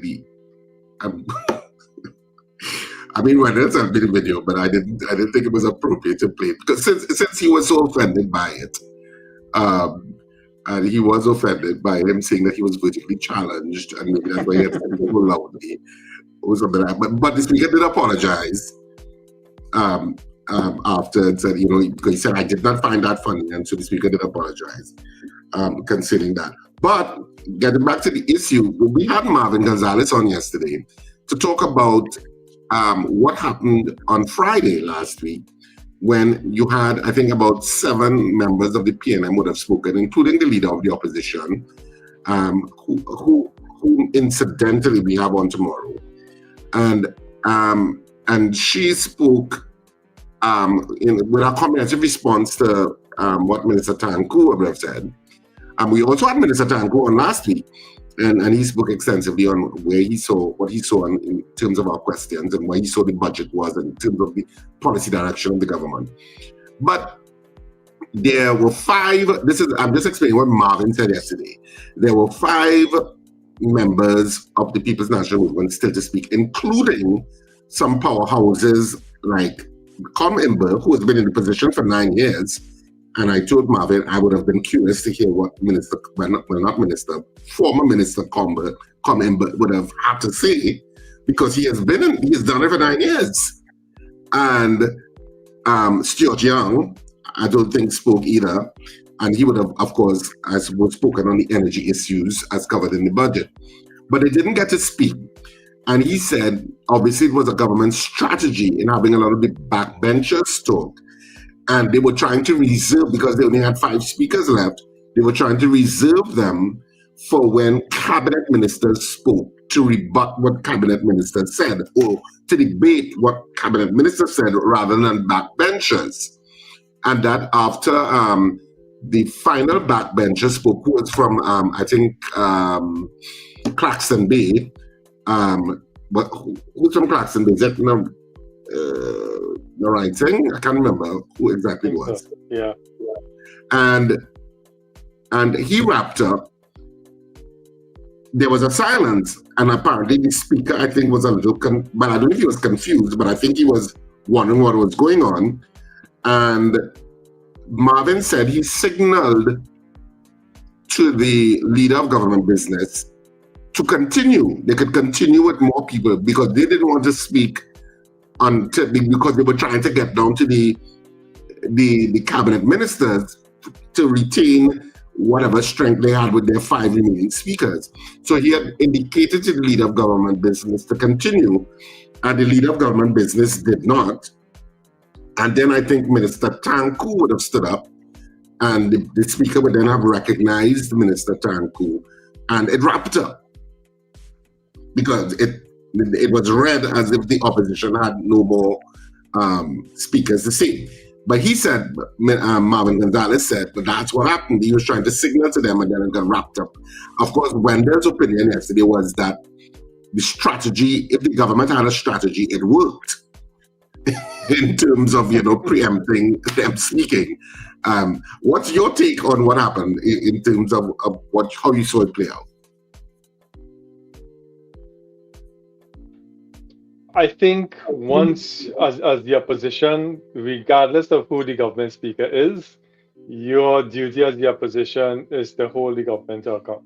That's your duty, to be the government in waiting and to be that accountability voice in the parliament, because no other citizen can be in the parliament to speak on their behalf. So you represent not once the dissenting voices, but people who want to hold the government to account. So regardless of if there's junior members who are coming about, you have a budget before you that has been presented. You know what's going on. I think it's I won't say abdication of duty, but it was a very poor strategy if that was the strategy going forward. That was executed, and I think they played into the UNC hand, because your job is to speak not only because you're speaking to two audiences. First audiences is the government, in terms of rebutting whatever their budget speeches and whatever the policies and plans are for the next fiscal year. But your next audience are the people out there, people who are tuning in, the sound bites that are coming out, the media that's reporting, in which you're able to get your message across and to contradict whatever the government is saying. So I think by that strategy plan of waiting for the big hitters to come on, I think if that was your plan, it failed miserably. Because again, there's convention-wise speaking, the leader of government business could have said, okay, no problem, and moved on. Or you could have met behind the speaker's bench and discussed some kind of, okay, this is what's going to happen. We don't have some people here now. If I remember correctly, some would have left to go to speak at something in Belmont, a meeting that they had in Belmont. So you could have, there are ways you could have dealt with it, and it seemed to have been executed poorly. And the debate came to an end. Yeah, because this is the first time, though. I think it's happened before in the past. Because if memory serves me correct, I think I saw it where Dr. Ghani would have mentioned happened in the past 2006, 2007, when the PNM was in power. And I think it was the UNC and the COP at that time in opposition. And during the budget debate, no one rose from the opposition side again to speak, or something happened along that course, and the budget debate more or less came to an end. So it has happened before, but again, I think it was a poorly executed plan on their part. Yeah, because I told Marvin that I wanted to hear what Colmember had to say, because you're the former Minister of Finance. You know the financial situation. Yeah, you know it inside out. You've done it for 9 years, so you would have had some insight into rebutting what the Minister of Finance would have read on the Friday, on the Monday, and so you would have had you'd have more insight than most in terms of the familiarity with the process, and so you would have had some valuable insight to give, and basically the country was robbed of that. Because and as I told Marvin, sometimes politicians, I think, underestimate the public's right to information and wanting to know and that they are actually paying attention. Sometimes I think politicians think that members of the public are not paying attention, but they are, because it concerns their everyday life. Politics affects them. Yeah. So people watch it. I'm not saying everybody does, but there are people who do. So I thought it was a missed opportunity in terms of how it all played out. But maybe they're speaking on the point of the finance committee stage. You could raise certain issues there, but less impactful in terms of your statement. I think the finance committee goes on. It's very dreary. You're looking at numbers and heads, and we know it. We've been it. We know how that goes. But I think the debate goes to it creates a little bit more excitement, but B, you're able to focus on what you want to focus on. and bring out those points of contradiction. And you're right, the former Minister of Finance and the former Minister of Energy in Stuart Young, they would have been there for a longer period of time. So they know, and they would have had facts and figures to be able to contradict what's being presented. So I think it was definitely a missed opportunity on their part. Yeah. We also have the issue, of course. I mean, I don't want to say the elephant in the room, but certainly the entire issue of the relationship between Trinidad and Tobago and the rest of Caricom seems to be at a strange juncture under this current administration that I have never seen before. I don't know if you have any. I mean, being a political analyst, if you have previous, historically, if there have been previous, how shall I say, examples of this happening. I can't think of any. Where Trinidad seems to have the cheese that stands alone in terms of the CARICOM grouping. And of course, the unapologetic support of the Prime Minister for the U.S. presence in the Caribbean and for what they are, which I know international experts are calling extrajudicial killings in the Caribbean Sea, in terms of the boats that they are bombing, and they're saying it's narco traffickers. I know a lot of international experts, not only in the US, but around the planet, are saying it amounts to extrajudicial killings, and it's unusual that's not something it's against international law. But our Prime Minister, of course, has been very supportive of it and has said some very, she's used some colorful adjectives in terms of describing how narco traffickers should be killed. So this has not, you had the Gleaner in Jamaica writing an editorial on it about Trinidad and Tobago and its choices at this point in time. How do you read it as a political analyst in terms of the historical context of what is taking place and whether this can have repercussions economically for Trinidad and Tobago? Because the Caribbean market is our biggest market for a lot of our manufacturers. Because if you go to supermarkets up the Caribbean, a lot of Trinidad and Tobago products are on those shelves, whether from Jamaica straight down to Grenada. So, what's your take on it?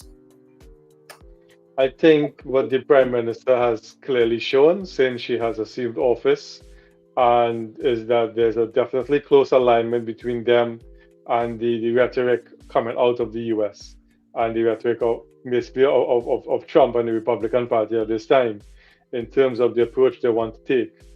I think it's definitely causing a strain in the relationship within CARICOM, because CARICOM normally speaks with a united voice, but this isn't the first time she's done it, because we've seen in a previous incarnation as Prime Minister, when even as leader of the opposition, when she had questions with Maduro and she supported, I think it was Guaido, who was then, people recognized as the official winner of the election, and she kind of moved in that avenue and sided with him. So I think it from a political point of view, it definitely forces strain within the region, because you have to understand the position that Trinidad has had. And I just want to go back for those who may remember, or those who may not, go back to the Grenada invasion. If you remember what happened when Grenada was invaded by the US in the early 80s with Maurice Bishop. And they wanted to use Trinidad as a base because of our close proximity. And then Prime Minister George Chambers was, vehemently against it, and, took that position of, we're not going to have the US come in and set a base here to be able to invade our neighbors in Grenada. So we've always had that kind of international relations leadership in the region. We go back to the International Criminal Court and former Prime Minister and President Robinson, who was instrumental in setting up that international court. So I think from an international relations perspective, Trinidad has always had a leadership position in the region and taken that front position in, non-aligned and moving forward with regards to that kind of voice. So I think now to see that she has more sided with the US government, it shows that their conversation has probably happened in the back end for me when she met with Senator Rubio right after the UN General Assembly. And then right afterwards, they got was it a 6 months license for the Dragon Field for that Yeah. thing. We don't know what happened. Of course, we don't know what happened in the back end, but my assumption is that, as part of, getting that license, some sort of agreement may have been struck that, listen, we are going to do this, and these are the positions we're going to take, and you have to support us in this realm. Again, I'm sure the Prime Minister and the Minister of Foreign Affairs would say no, but from a logical point of view, it seems to me that things are happening in the background that, if not forces us, means that we have to now go along with the US in this regard, from our own economic standpoint of what we want to gain from it. I know some media reports are coming out that saying that Caricom support of Trinidad and Tobago's ascension or wish to ascend, let me call it that, to Security Council seat in 2027, 2028, is at risk. I'm not too sure where that came from, because leaders in the Caribbean have not really articulated anything at this point. But oftentimes media gets whispers of what's going on behind the scenes. Do you think that is at risk? And if it is, and Caricom was to remove its support for Trinidad and Tobago, to me that would be highly dramatic, and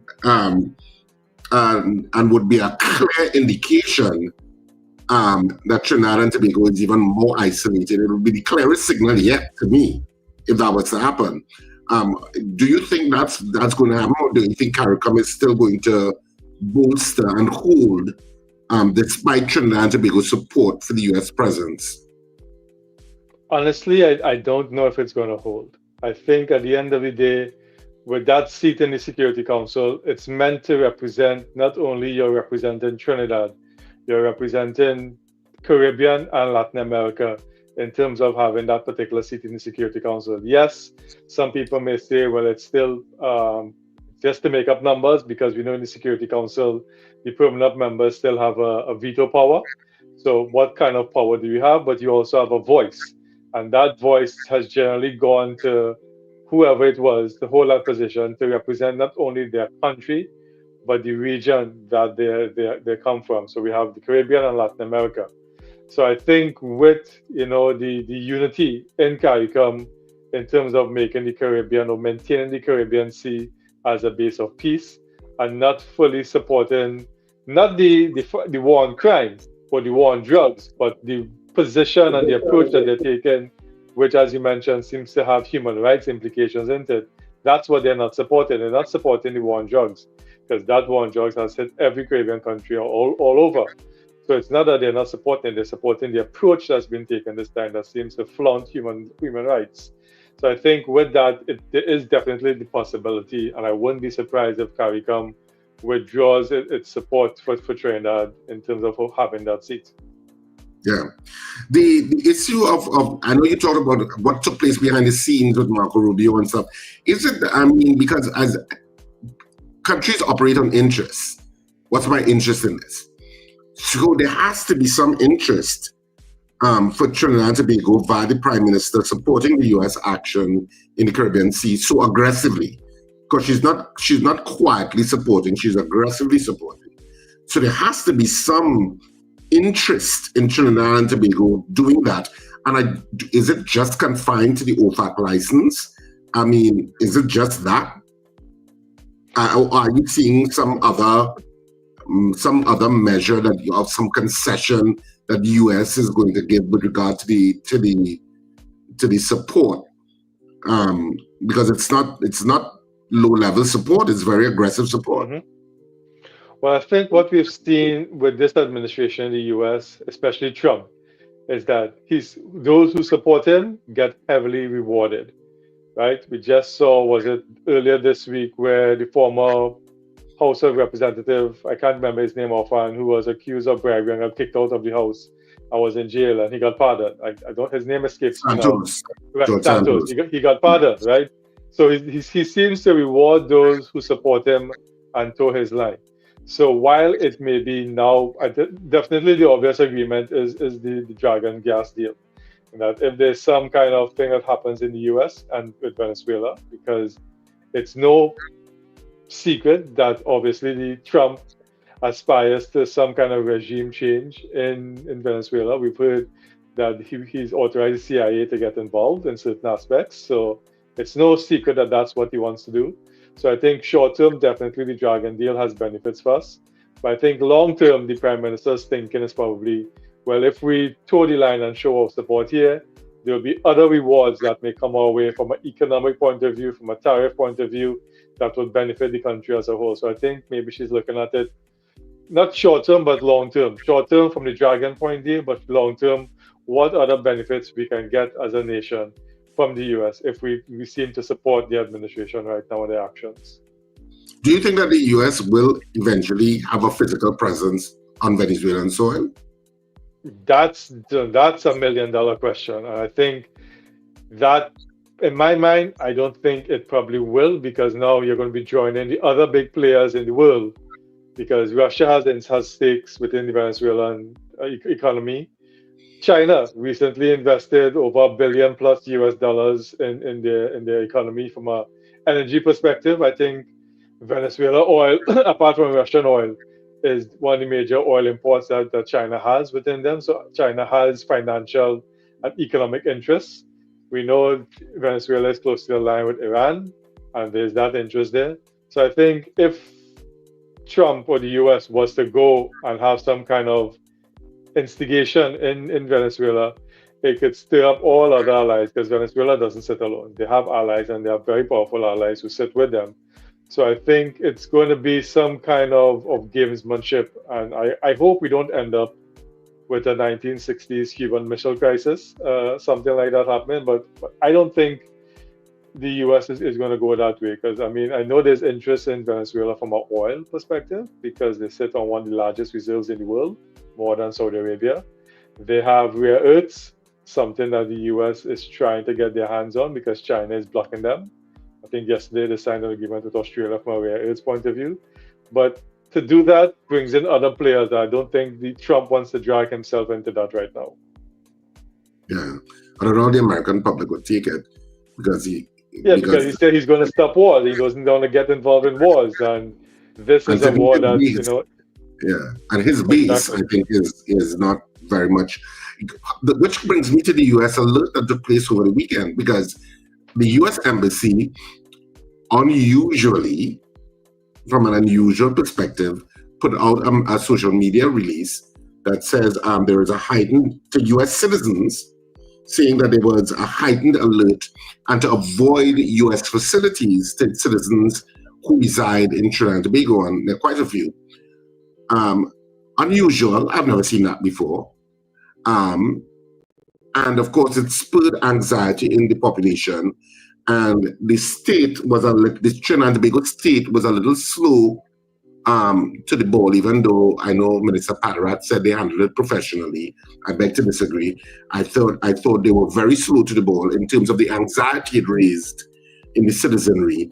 And I think the first person to even address any of these issues was the acting commissioner of police with regard to safe houses, because it even went there that they were safe. The Prime Minister and the Attorney General were in safe houses, etc., etc. It went all there. I don't know where it came from, but it went all there. And eventually, of course, the Prime Minister issued a statement. What's your take on that, Rishi? Because didn't you find that unusual? And what were the Americans talking about? What was this heightened alert?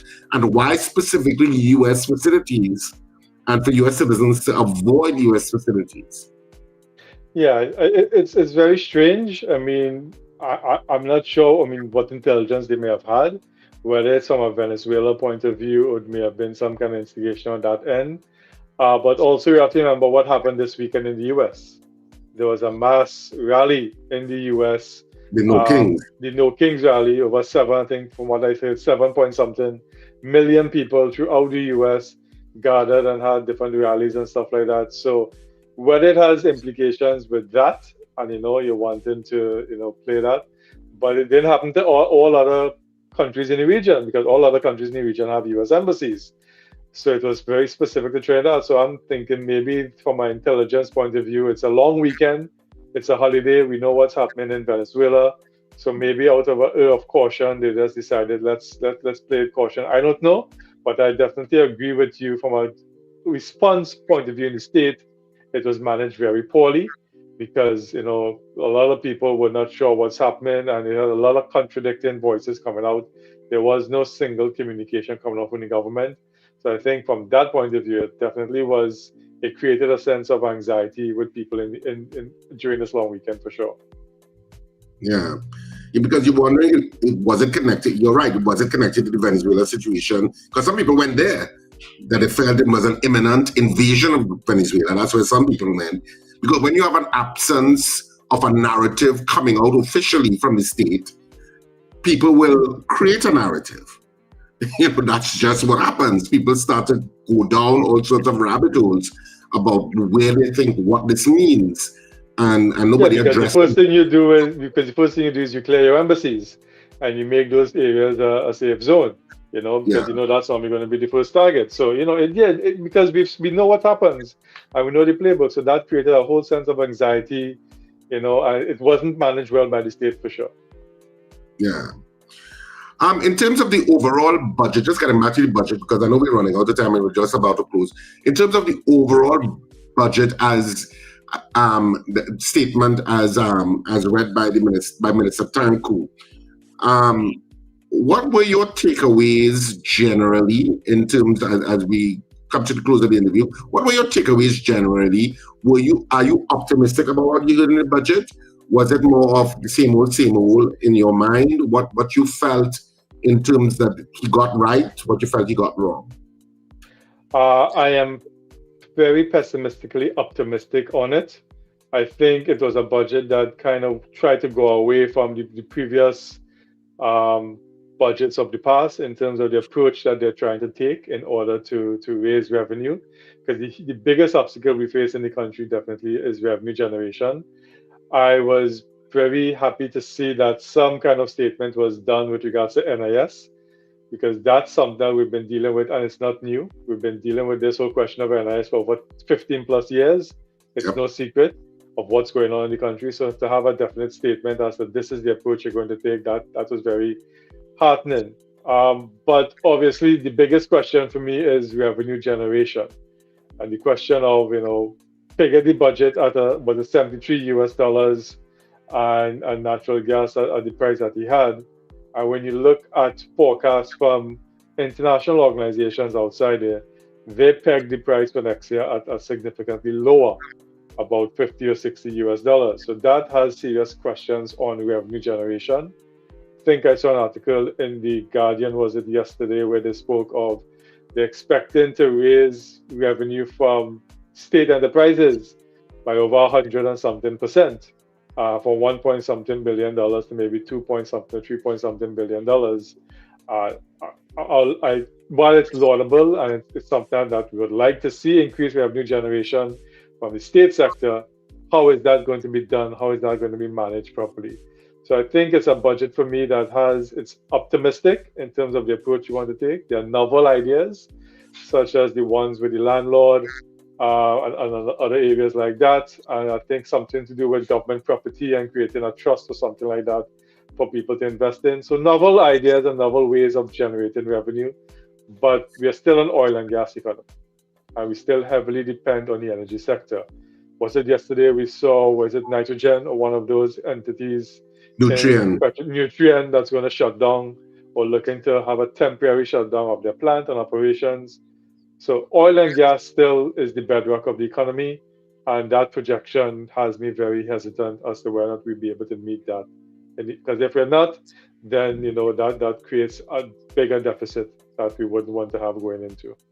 Are you optimistic about Exxon re-entering the market and going for some deep water exploration? Well, I'm definitely interested in that, and I think I saw we also signed some agreements with some Chinese companies for deep water exploration. So I think that is where it's at, but that also takes time.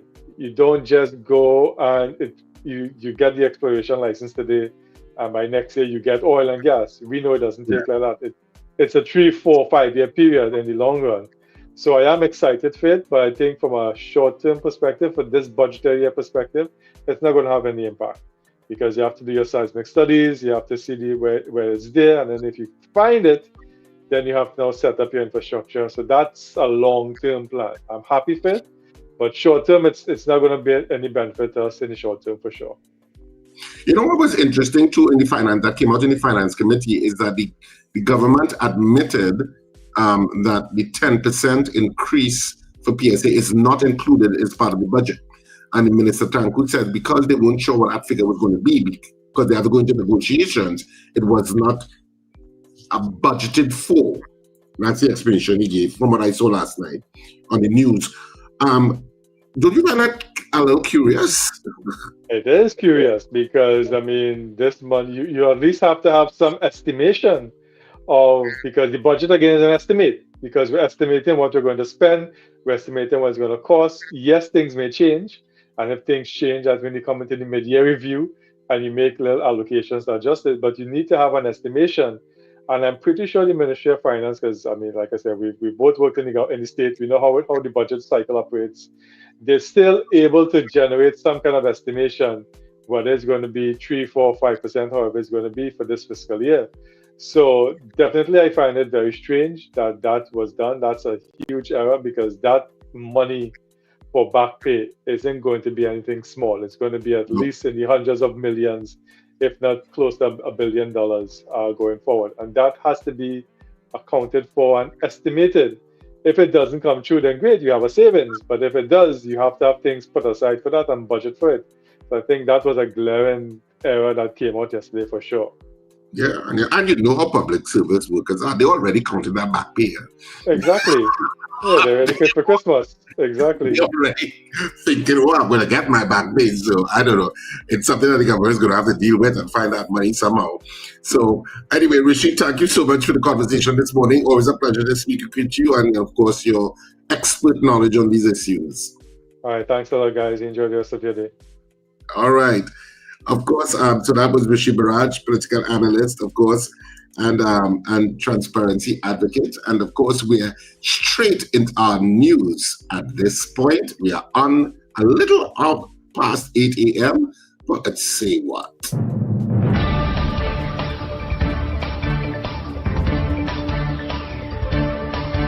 The news you need, the clarity you deserve.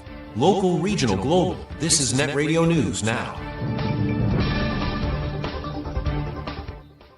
This is News Now on New Era TT Radio and Guile Caribbean. I'm Derek. A political row is brewing over the shutdown of Nutrien Limited's nitrogen operations at Point Lisas.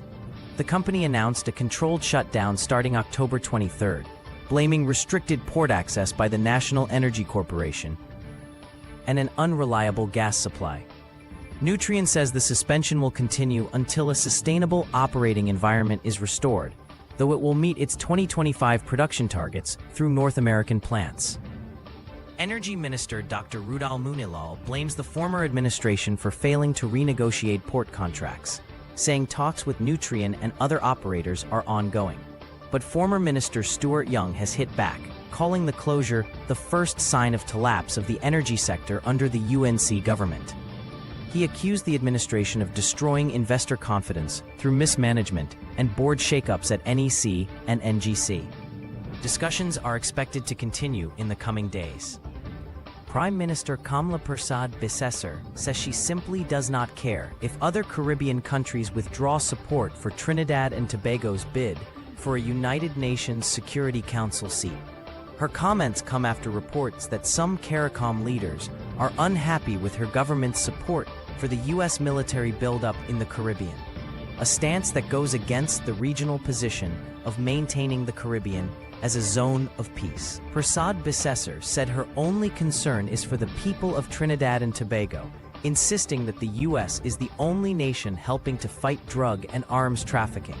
She added that the country faces a major strain from illegal Venezuelan immigrants and rising violent crime.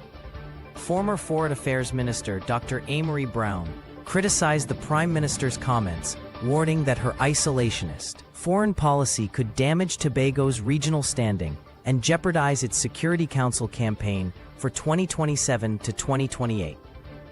Police are investigating a case of malicious damage and larceny at a home in Santa Cruz, belonging to a 32-year-old police officer. According to reports, the officer had secured her home on September 30th, but upon returning on October 20th, she discovered several items missing, including a 75-inch Samsung Smart TV, a queen-sized bed base, a Ninja Bullet blender, important documents such as birth certificates, a passport, and an HDC reference file, as well as a dish set and a bulletproof vest. Police say there were no signs of forced entry, even though the property was fully fenced and equipped with security cameras.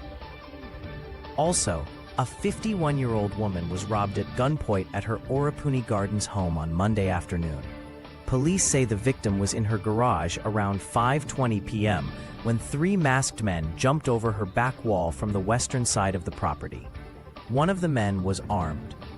The suspects ordered her inside and told her to lie on the floor while demanding the day's earnings from her roadie sales. Out of fear, she directed them to a drawer in her bedroom. The bandits escaped with $30,000 in cash, an iPhone X valued at $1,000, and a Samsung A15 worth $1,200 before fleeing the same way they entered, by jumping back over the wall. PC-4 of the Piarco Police Station is continuing investigations. The Tobago House of Assembly has announced additional flights to meet the growing demand for the Tobago Carnival period from October 22nd to 29th. Caribbean Airlines has confirmed the addition of 3,200 extra seats, supplementing the 18,792 already available. The increase includes the use of an additional Boeing 737 aircraft to help reduce travel congestion and ensure more people can make the trip to Tobago for the festivities. In a media release, the THA said the move follows continued advocacy by Chief Secretary Farley Augustine, Tobago West MP Joel Sampson, Tobago East MP David Thomas, and Culture Secretary Zorisha Hackett. The Assembly also thanked Prime Minister Kamla Prasad Bisesar, Line Minister Devendranath Tanku, Transport and Civil Aviation Minister Eli Zakor, and the Caribbean Airlines Board for what it called a tangible improvement in airlift to the island during one of its most celebrated cultural events. In international news, U.S. Vice President J.D. Vance says the Gaza ceasefire agreement is going better than expected and could hold, but warned that Hamas will be obliterated if it fails to cooperate. Vance is in Israel to push for the next stage of the peace plan, brokered earlier this month by U.S. President Donald Trump, aimed at ending the long-running conflict. Trump said America's great allies in the Middle East were ready to go into Gaza with a heavy force if Hamas breaks the deal. The truce faced a setback on Sunday when a Hamas attack killed 2 Israeli soldiers, prompting Israeli airstrikes that reportedly killed dozens of Palestinians. Despite the flare-up, both sides say they remain committed to the ceasefire. Meanwhile, the UN World Food Programme says maintaining the truce is crucial for humanitarian aid, as Gaza continues to face severe food shortages. And that's news at this time. That was News Now. Stay informed with New Era TT Radio, Net Radio. Pay $1 down on higher purchase plans at Furniture Plus. Enjoy fast approval, low interest rates, and up to 36 months financing. Retirees, self-employed, and permanent employees apply today. Buy now, pay later with Furniture Plus credit plans. Conditions apply. Charmflair Auto Services Limited, your one-stop auto repair shop, located at number 1 Industrial Lane, Charmflair, right opposite the brewery on the Eastern Main Road. Yes, we do it all. Repairs to all makes and models, from your everyday sedan to SUVs, light trucks, pickups, and panel vans. We're also the sole distributors of Davanti tires, certified VTS inspection station, plus a wide range of services: oil change, front end and suspension repairs, tune-ups, tire alignment, batteries, electrical work, radiator and cooling system, AC repairs, and accessories galore.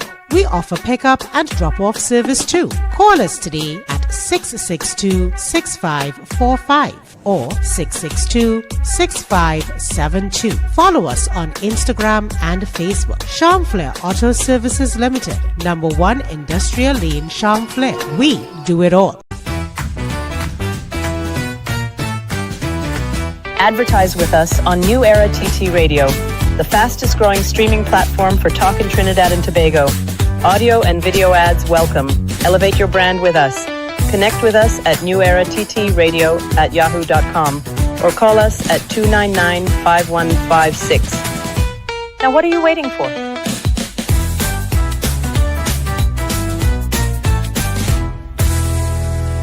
Don't miss Furniture Plus Inventory Blowout Sale. Get up to 65% off in-store and online. Enjoy massive savings on furniture, appliances, and more. Hurry, this deal won't last. Shop now and save big at Furniture Plus.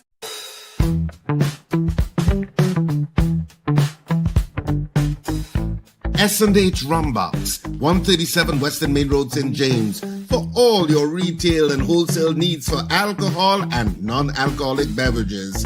Call us at 686-0599 or visit us at 137 Western Main Road, St. James. S&H Rumbox, drinking out of the box. The public is demanding it, so the laughter continues. Your Dolly Faldo Watch Corn is now at Central Bank Auditorium for 2 nights only. Saturday, October 25th at 8:30 p.m. and Sunday, October 26th at 6:30 p.m. Don't miss the play that some say is the funniest of all time. Tickets available now online and at the usual outlets. And from Monday, October 20th, 12 noon to 6 p.m. daily at the Central Bank box office. Your Dolly Faldo Watch Corn has been matching up audiences.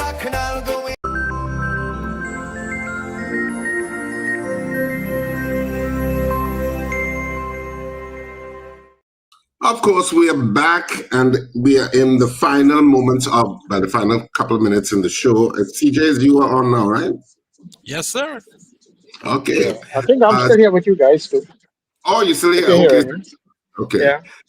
I was listening to Rishi there, Richard. Interesting, that he spoke about the Americans and the peace and stopping the wars and that sort of thing. But if they don't want a war, he said, then why are they outside of Venezuela? Narco traffickers, according to them. That's what they're saying. It's narco traffickers. Yes. They're dealing with the drug trade. So, but as we always say, countries have interests. So you always have to try and figure out what is the interest at play here. In the decision-making process, because it's guided by whatever interest they think they have. And I didn't know that Venezuela, what was interesting about what Rishi said about Venezuela, of course we knew they had huge oil and natural gas deposits, not the largest in the world, but the rare earths issue, because that rare earths issue is an issue for the United States, because you need those rare earths, of course, in terms of your technology industry. And I know he is right. They recently signed something with Australia to get some access to their rare earths because China is, of course, because China and the United States have a difficult relationship at best. You need to have alternative supplies of those rare earths. I did not know that Venezuela had a supply of rare earths. That was news to me. I didn't know that would have been a consideration. So that was interesting to me. But of course, who knows what's going to happen? Things play out in different ways, and they never show how exactly they're going to play out. Yeah, well, that can definitely be another interest, because they're getting some stuff from China, so they might withhold theirs. Yeah. So you need alternative supplies, and this is in your hemisphere. Remember, Australia's still fire, but this is in your hemisphere. You're right there. So but as I say, you never all of these things are going to play out, but it will play out, and we'll see where it all goes. I just remember that issue when I saw it on the news last time with that budget debate, that issue of the 10% not being included in the estimates. And I found that, but I thought that was unusual. I was like, wait, I thought it was. But Minister Tanku himself said, no, it wasn't. And because they weren't sure, according to him, they weren't sure where the negotiations would go. And so they weren't sure of an actual figure. So that's why they didn't budget for it.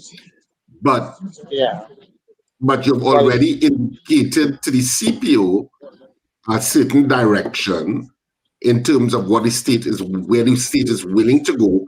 Of course, part of your alliance in getting into power, your alliance of interest, was the trade union movement. And so they're expecting that 10%. And not only are they expecting it, when you're dealing with back pay, people don't want to hear that back pay coming in 2027, you know. They want it right now. People want to know back pay coming by November. Correct. That's how they want it. They want that money as immediately as possible. And so they want those negotiations to be wrapped up as rapidly as possible with the CPO. And they want the access to what is owed to them as quickly as possible. The quicker you do that, that is not going to happen, Richard, because it's like I'm playing on words, you know. Because remember, the CPO now is being told to start the negotiation at 10. Nothing is settled. So the negotiation would have been ongoing before. So it's not like you're starting from scratch. I think what you're really telling the CPO is to up it. But ultimately, public officers want, if I know public officers, and I do, public officers want their money now. And the quicker the government can settle those negotiations, and the quicker that they can find access to whatever funding, wherever they get that funding from, to pay those public officers, the more goodwill you will have from those public officers. Because it was one of the platform promises. Yeah, and I know they are looking out for it. But as I said, I believe it's not now. It's down the road. Yeah, I'm sure there are public officers in our stream right now that say they want their money now. But I'm sure. Because that's how they want it. That's what you would. You know, so we'll see. But I just found it strange when I saw that news item last night that it wasn't part of the estimates. Because I'm like, wait, what? Because you should have some figure. You know, so we'll see. But, you know, we are pretty much at the end of the show at this point. So we want to say thank you for joining us on the breakfast show this morning. We know you have a choice in what you watch and listen to. And we're glad that you chose us. Tomorrow, we have the leader of the opposition. She has agreed to come on tomorrow. So she'll be on tomorrow and give her perspective of what happened on budget and what the main issues are. And, of course, the whole issue of Caricom and our relationship with Caricom, etc. I'm sure she's going to have a lot to say. So she has agreed to come on tomorrow. So you could look forward to that. Penelope Beckles-Robinson will be our guest tomorrow morning. Of course, New Era TT Radio continues on the stream, newerattradio.com, and on TuneIn, New Era TT Radio. So you can continue to listen to the excellent programming that takes place throughout the day. Have a fantastic day. It's Wednesday, it's midweek. Of course, theater's on this weekend. Your don't leave foul to watch. Corn is on at Central Bank Auditorium on Saturday and Sunday. Saturday 8:30, Sunday at 6:30. So, of course, tickets are on sale at the Central Bank box office from 12 noon to 6 p.m. daily. Get your tickets early. Tickets also available at K-Squared Fashions outlets in Brentwood Mall in Chagonas, West Mall, East Gates, and of course at Jubilee Rao in Chinnapuna, and Tony's Florals in Val Park Shopping Plaza for those of you in that area, Chamfley Auto Services, and in Arima, Electronics in Arima has tickets. Everybody has their tickets. Get your tickets early. We're so looking forward to it. This probably be our last time in Port of Spain with this play. So if you're in the Port of Spain area and you prefer to be in the Port of Spain theater, and I know plenty of you love Central Bank, we will be there this weekend, Saturday at 8:30 and Sunday at 6:30. So have a fantastic day. Whatever you do, have a fantastic day, Sir Charles and CJ. Yes, sir. We'll speak to you bright and early tomorrow morning. This has been The Breakfast Show. Okay, we're in full force this morning. Full force. Yeah, yeah, yeah, yeah, yeah, yeah, yeah. Yeah, yeah, yeah, yeah, yeah, yeah. Wake up, it's a brand new dawn. The Breakfast Show got the vibes turned on. From Maracas Bay to the Savannah line. Let's start the day in Caribbean prime. Good vibes rolling through the air. The Breakfast Show, energy everywhere. We talk, we laugh, we make you think. Grab your doubles or your morning drink.